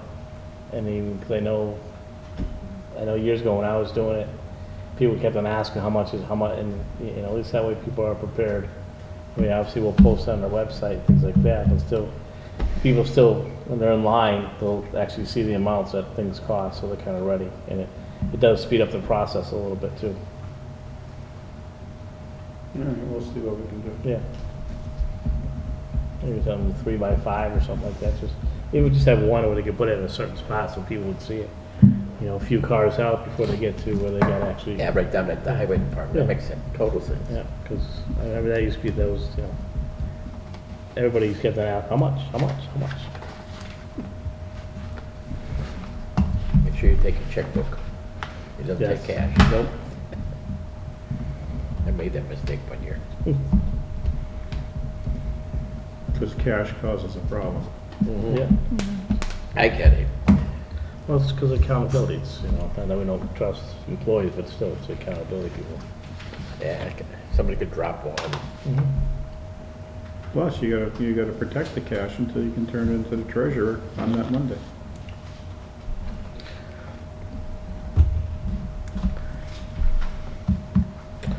But maybe, actually not this year, but maybe in the years to come, it might be looking at something as far as like a debit thing or something like that, because believe it or not, that's less and less people have checks. Everything's done on Debit card, yeah. debit cards, and they, you know, they have the held hand devices now, you just kind of swipe. Yeah, you're talking the square readers. Yeah, You gotta get that through our treasurer. well, yeah, I think down the road, because eventually, like I said, people, Hmm? a lot of people don't have checks anymore. They pay a lot of things just online.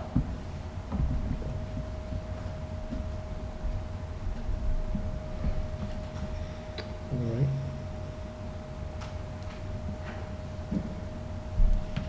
So is there a motion to accept the fee schedule for the bulky waste increase?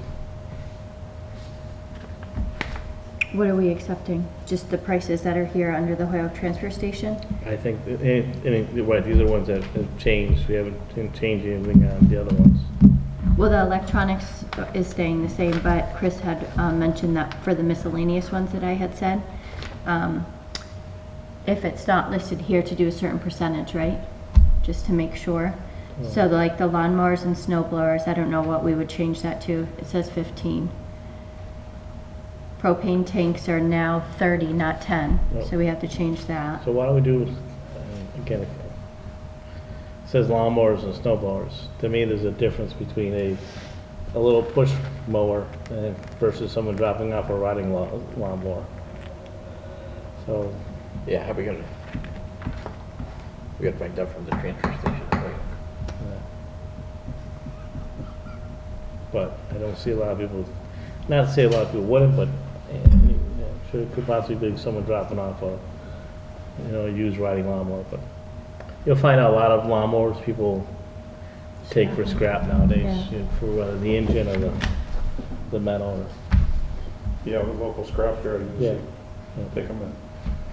So, Actually, it's amazing when you go, like up my way, when I go to my transfer station to turn in a riding mower or whatever, there's a lot of people there who want to take it and well, bring it that's what home I and mean. fix it, and then Yep. they resell it. Yep. Yeah. I think a couple times I've done, I don't remember anybody bringing in a lawnmower. No, probably don't. No. So I mean, if we wanted to say, lawnmowers $25 now, I think that's Yeah. fair. The propane tank, maybe just say that goes up $5 and go to 15. No, propane tanks are 30 each on the new schedule. Oh, Yeah, for Yeah. the, then what 30 we it pay is. for. Oh, okay, but you Yeah. said the propane tank was one of them, okay. And then the wood stove, 25 too. Yeah, we just increase them both 25, I mean, both $10.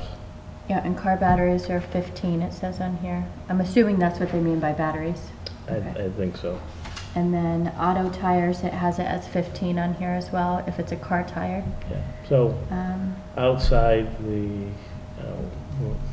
we're gonna accept the new fee schedule from the Hoyle Transfer Station. In addition, lawnmowers, snow blowers will be increased to $25. Wood stove will be increased to $25 from $15. I think that covers, everything. So the mattresses up to 100. Well, that's. That's part of the fee schedule. Yeah. Chris, for the tractor tires, is that for a tractor trailer tire or a No, tractor? they're talking tractor. Okay. They don't even have that on here as an option for, because their tractor trailer tires are $500 each. That's a lot. Anyways, but the tractor tires, it says 100 is what it used to be. Tractor trailer is $55. Oh, equipment tires, Yeah. 500. Oh my I God. can buy a new one for that. There we go. Wrong line below it. Okay. So keep tractor tires at 100, or do you want to increase that by 10 as well? It's your call. What do you guys think? I don't see it on here.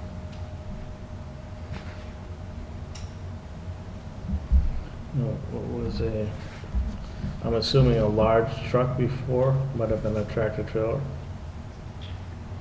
Or they considered it, Up to 18 inches? I don't know. or this is, well, no, our previous fee schedule Yeah. said large truck tires. I wonder if they're looking like at a 1-ton dump or something. That's what I'm thinking, so it's actually not a tractor trailer. Right.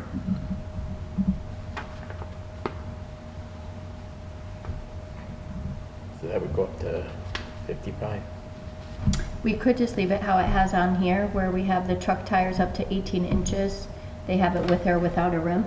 Mhm. And then we could do the, anything over the 18 inches, they would have to pay the $55. Well, I think we can keep that, but if it's actually a tractor tire, we leave that 100. I don't Okay. think you're gonna see many of the tractor tires come through. So Chris will update the miscellaneous, or the tires to have, with the car tire and then the car tire with rim and keep it the same as Hoyoke has it, right? Because that's Yes. what we're gonna Yeah. pay out Yep. anyways. Yep. Okay. All right. Then I will make a motion to approve the bulky waste prices of the Hoyoke Transfer Station as ours, with the lawnmowers and snow blowers going up to 25 and the wood stove going up to 25. For a second, I'll second that. any further discussion? All in favor? Aye. Anybody opposed? A request from our electrical inspector Oh, regarding solar fields. Right now, if you read the way the schedule is written, he's only gonna pay $50 for a solar field, where really it's a commercial endeavor. And if you look at most of our fees for commercials, I think it's usually, $7 plus so much per thousand that you add on to it. I think he just wants to try and make all commercial endeavors reading the same way. So when it says $7 for every 1,000, that means like, say the project's 25,000, that's $7 for every $1,000. That would be 7 times 25, yes. Okay, that's what I was, so it's a Plus the fee 100. of 100 plus the 7 per. Right. Based upon the Okay. price, the cost of the construction, Rather than a flat fee of 50, 250. 250? yeah. For the commercial. Not the Well, for field. solar fields, right? Yeah. Solar fields is Solar different. is different than a Commercial. commercial.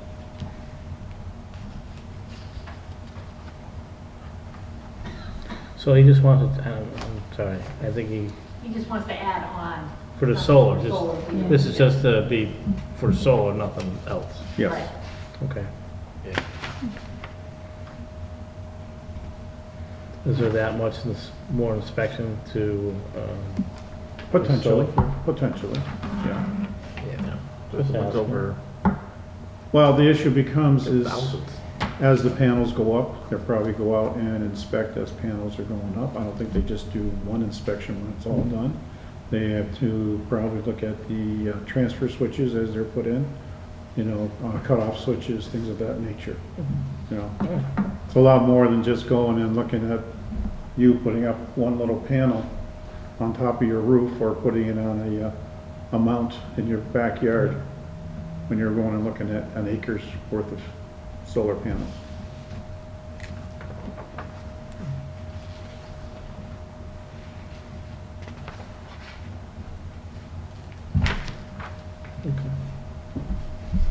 I'll make a motion to approve the 100 plus 7 for every 1,000 rather than the flat 250. Is that a motion? Or should I, it was a motion, but should I say to add a line stating that the solar fields are 100 plus 7 for every 1,000? So I'll make a motion to approve an additional line separate from the solar commercial. right. I'll second that. Any further discussion this time? All in favor? Aye. Anybody opposed? Okay, and that's just for the solar fields, that's a change. Okay.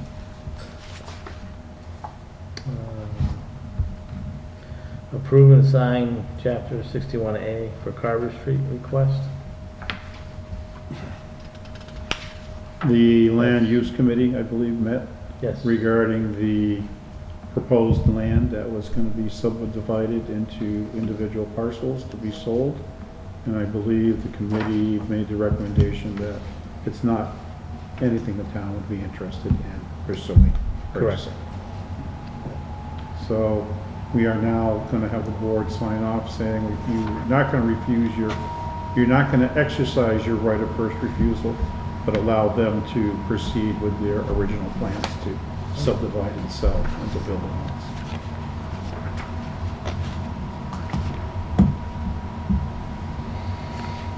So with them coming out of chapter 61A, they have to pay the back taxes. Yes. office today, and we have that ready for you tomorrow. Okay. Good. Okay, so I will make a motion to approve the subdivision, or, sorry, hold on. I will make it a motion to approve the 61A Carver Street first right of refusal. That the board will not exercise its You right will- of first refusal on the Carver Street, Chapter 61A land. Town will exercise, We will not the exercise our town won't right. exercise, Will not. Will not will not, exercise. yes. It's first right of refusal for the, Property located on Carver Street. in chapter 61A. Yes. There's my motion. There you go. I'll second that. Any further discussion? Chris, because I sat on the committee, should I actually vote on that? You don't have to if the other two are voting unanimous. You can Yeah. choose to. Okay. All in favor? Aye. Aye. Anybody opposed? Anybody abstain? I will abstain, just because I was on the committee that recommended that.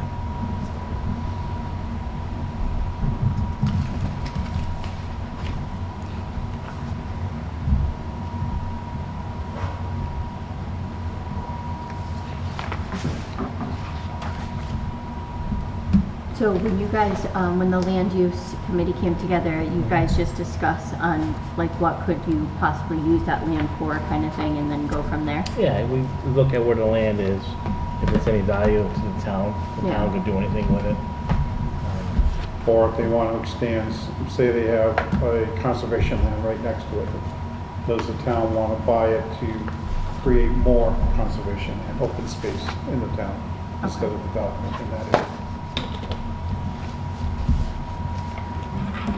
Now, if we did want to get first right, would we have to pay what they're asking for? We would have to go out and get an appraisal.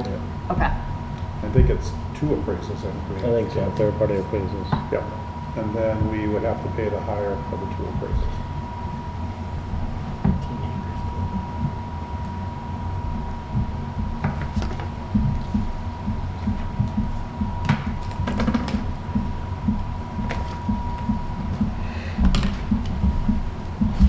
All right, next we have to approve and sign for fiscal year '24, the contract for the sealer of ways and measures. We currently use the sealer of weights and measures from the city of Northampton. He's done a very good job for us, and basically I just want to sign on for another year with him for him to perform the services for the town of Granby, instead of us having to try and go out and find and get someone certified who can do that for the town of Granby themselves. Works for me. Is there a motion? And everything stayed the same as last year, right? I think it went up about $50 or so. It didn't go Oh, up. for the compensation? Yeah. Yeah. I'll make a motion to approve the sealer of weights and measures agreement for the term for the term to be July 1st, 2023, and it shall expire on June 30th, 2024, unless earlier terminated as set forth herein. So I'll second that. Do you want me to say the amount of it? You can. Okay, in the amount of $2,381 for the services provided. I'll second that. Okay. Any further discussion? All in favor? Aye. Anybody opposed?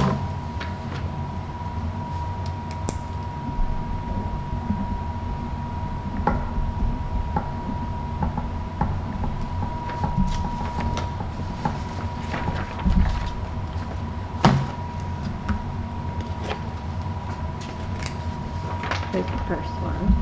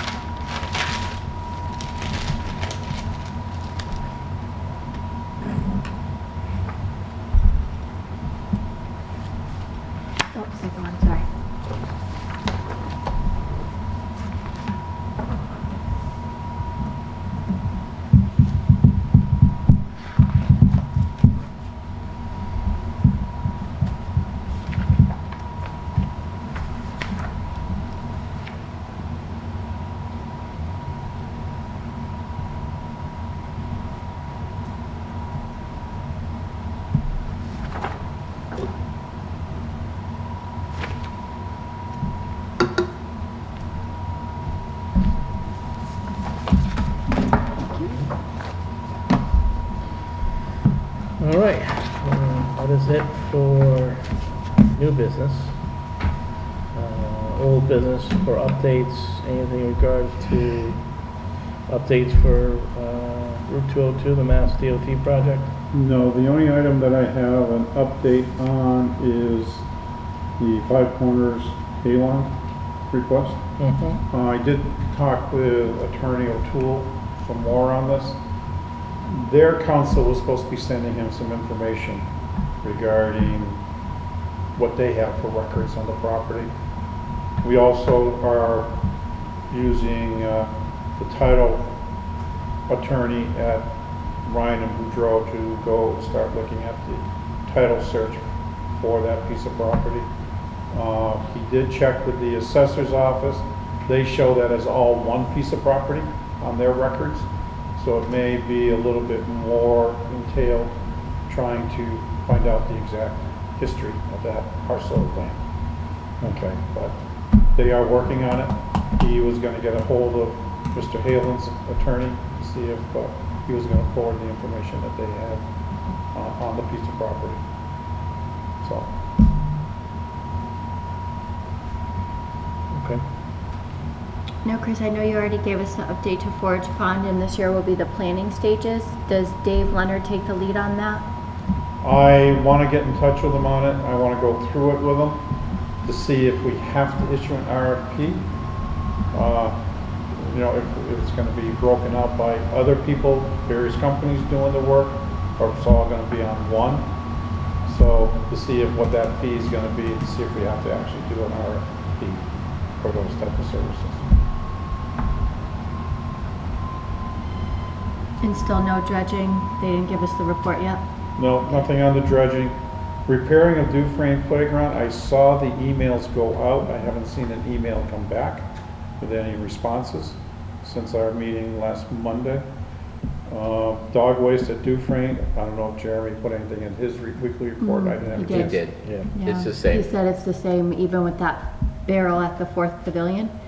And that he's gonna get rid of the barrel because all he's getting is picnic trash and it says carry in, carry out. Yeah. So he said they'll just go around the property and pick up the dog waste as they were doing before because it's not deterring them from doing it. Yeah. Like I said, the people that are gonna do it are gonna continue to do it. Yeah. So, and I don't know if Jeremy gave the update on the spraying of ticks in his report. So, No, Yeah. that wasn't in there. For the repair of Dufresne playground, I think Kathy had told us last week that he had made a phone call to him and the guy was gonna call him back later that day. And as of our meeting, he didn't get the call back. And so we're still waiting on a call. I haven't heard whether, because I really didn't see Jeremy that much last week. Okay. And I know he's on vacation now. Yeah. Okay. So, you know, hopefully for our next meeting, we'll have a better update. Yeah, it's just so discouraging not to have a park for our families, but, you know, it's a staple. And I believe even the gentleman who did the initial inspection is involved now with trying to get a John response. LaRue? Yeah. So, Crystal, over the weekend, I had the pleasure of talking to some individuals in town, and they were looking to sign up to be part of Shutter Days Committee. Very nice. So Good. the word is getting out there. I think there was maybe 3 or 4 that wanted to Nice. sign up. So So are you telling me to Go call a meeting? no, I'm hoping that and that they were gonna go and look and Contact. try and get some other people too, so they can come in, Okay. you know, so Kathy, maybe in the near future, you'll be getting some phone calls in regards to that, so. Yeah, that'd be good. Very good. I do have an update for the board as far as the MVP 2.0 grant that we went for. Andrew Smith called me on Friday afternoon. He's the Greater Connecticut River Valley Regional Coordinator for the Municipal Vulnerability Preparedness Program. And he said that due to our MVP plan dated April 3rd, 2019, we are one of the towns that is more current than other towns, and therefore we did not get awarded the grant this year. They took towns that are extremely outdated first, until they get caught up. He said that next year that we should, he suggests that the board apply next year because they're going to be using this MVP 2.0 grant as kind of like a recertification process for our MVP plan moving forward. So it's just they had to pick and choose based on the older communities. It's good news and bad news. Yes. I guess we're ahead of some of the other towns, but Yeah. unfortunately, we don't get the grant for this year, but knowing that we have a good chance of getting it next year. Yeah, yeah, unless there's other towns that go for it that Yeah. are Yeah. extremely outdated again. Well, So- eventually we'll be one of those towns that hasn't had it done in a while, to keep Yeah. on going down that path. And then I did also get a call back from Catherine Rattay from Pioneer Valley Planning Commission. They were able to find $10,000 in DLTA funds for our open space and recreation plan moving forward for this calendar year. And then she said if we apply next year for the deadline, that there is additional $15,000 that we can use towards the plan for next year. Okay. So I did send her an email and I did copy Mr. Martin to it as well, so that he can be part of the process as far as what we need to do to get started on that $10,000 that is available to us now, Yeah. that they were able to find for us. Is there some So- requirements, I'm sure, that goes with the grant? There probably is, Yeah. there usually is, and Chris might be able to speak to this more because I think we used them the last time, right, when we did our OSRP? Yeah. So there's probably some additional good. requirements that are needed, but she did call me on Thursday. She said she was gonna follow it up with an email, so I waited for that email and I didn't receive it as of yet. So that's why I emailed her back and just said, per your voicemail, I just wanna make sure I have everything right. And moving forward, let us know what we have to do. So that's good news. That's good news. Yeah. It's some money for the town, absolutely. And our open space and recreation is 13 years old, right? 12? It's either 12 or 13, right? Shaheen, Blueberry, and Megan Spozek. Okay. Were the last one, so I think it was 12 years ago. Was it that long? I don't think so. I'll have to check.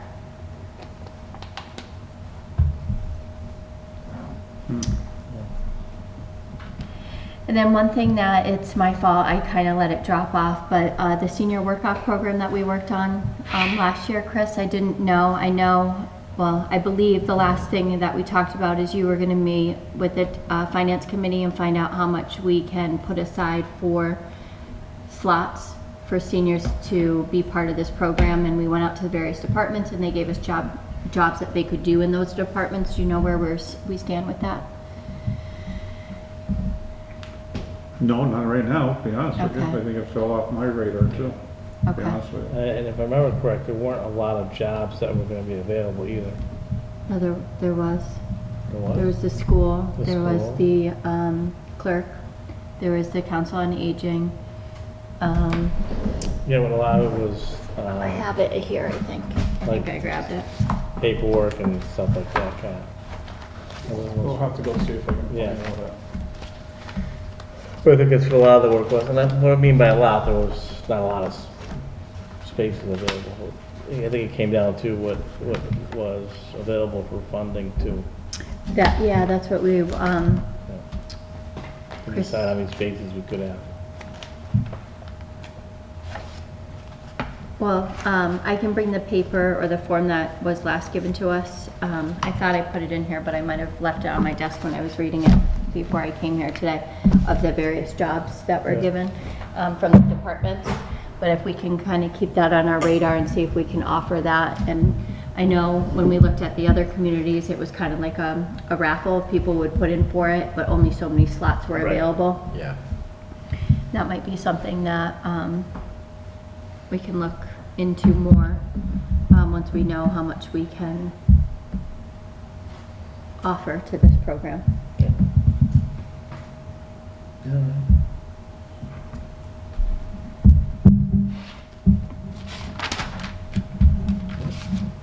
Maybe? All right, and the last thing I just wanted to see as far as how the board felt moving forward. I know every year, whether you're in a various department or whatnot, you get a performance review. The last performance review of the town administrator was done in 2015. So I think it's something that we should do Yeah, at when least was the last vote? once or twice a year, Yeah, I which think is, once a year, I think that's fine. yeah. So I don't know if there was, I don't know if either of you were on the board in 2015 when they did it, Yeah. but there was no form available, but it says that you get it from the personnel board, and when I reached out to Al Bale, he said that they don't have such a form. No form exists. So I don't know if we want to create the form ourselves, or how you want to move forward on it. Well, I think we have to create the form. We have to Yeah. come up with certain Criteria that we're looking for. yeah, well, certain that we can just look at, maybe 5 different categories, and then go from there. Okay. For our next meeting, if each person can bring. I think you have some to go on what suggestions. the resume has on it. Does it meet the standards of 1, 2, 3, 4? Well, this is, What he's tasked to do? well, it's the work performance, that's all. Yeah. So you base on the work performance, if if we can come up with the criteria on it for our next meeting, I would be glad to put something together as a review, and then submit it to the board for additional comments. We can go from there.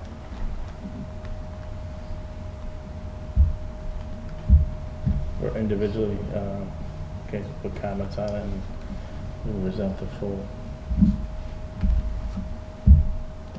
I'm curious, do you review. do that at school for teachers? Yeah, every year.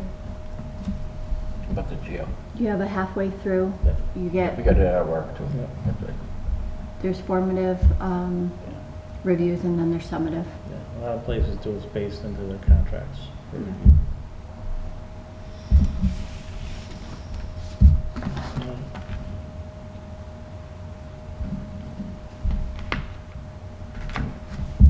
Anything else? And for I next can meeting? think of just the senior worker, and then and I'll keep you guys updated if I hear anything from Catherine Rattay as far as what our next steps are moving forward, but she should, when she responds to that email, hopefully respond all, and then Chris will also get the email as well. Yep, That's it. I'll entertain a motion to adjourn. I'll make a motion to adjourn. Is there a Say second? it softly. Yes, I'll have to second that. Any further discussion this time? All in favor? Aye. Anybody opposed? All right, thank you, folks. Appreciate it.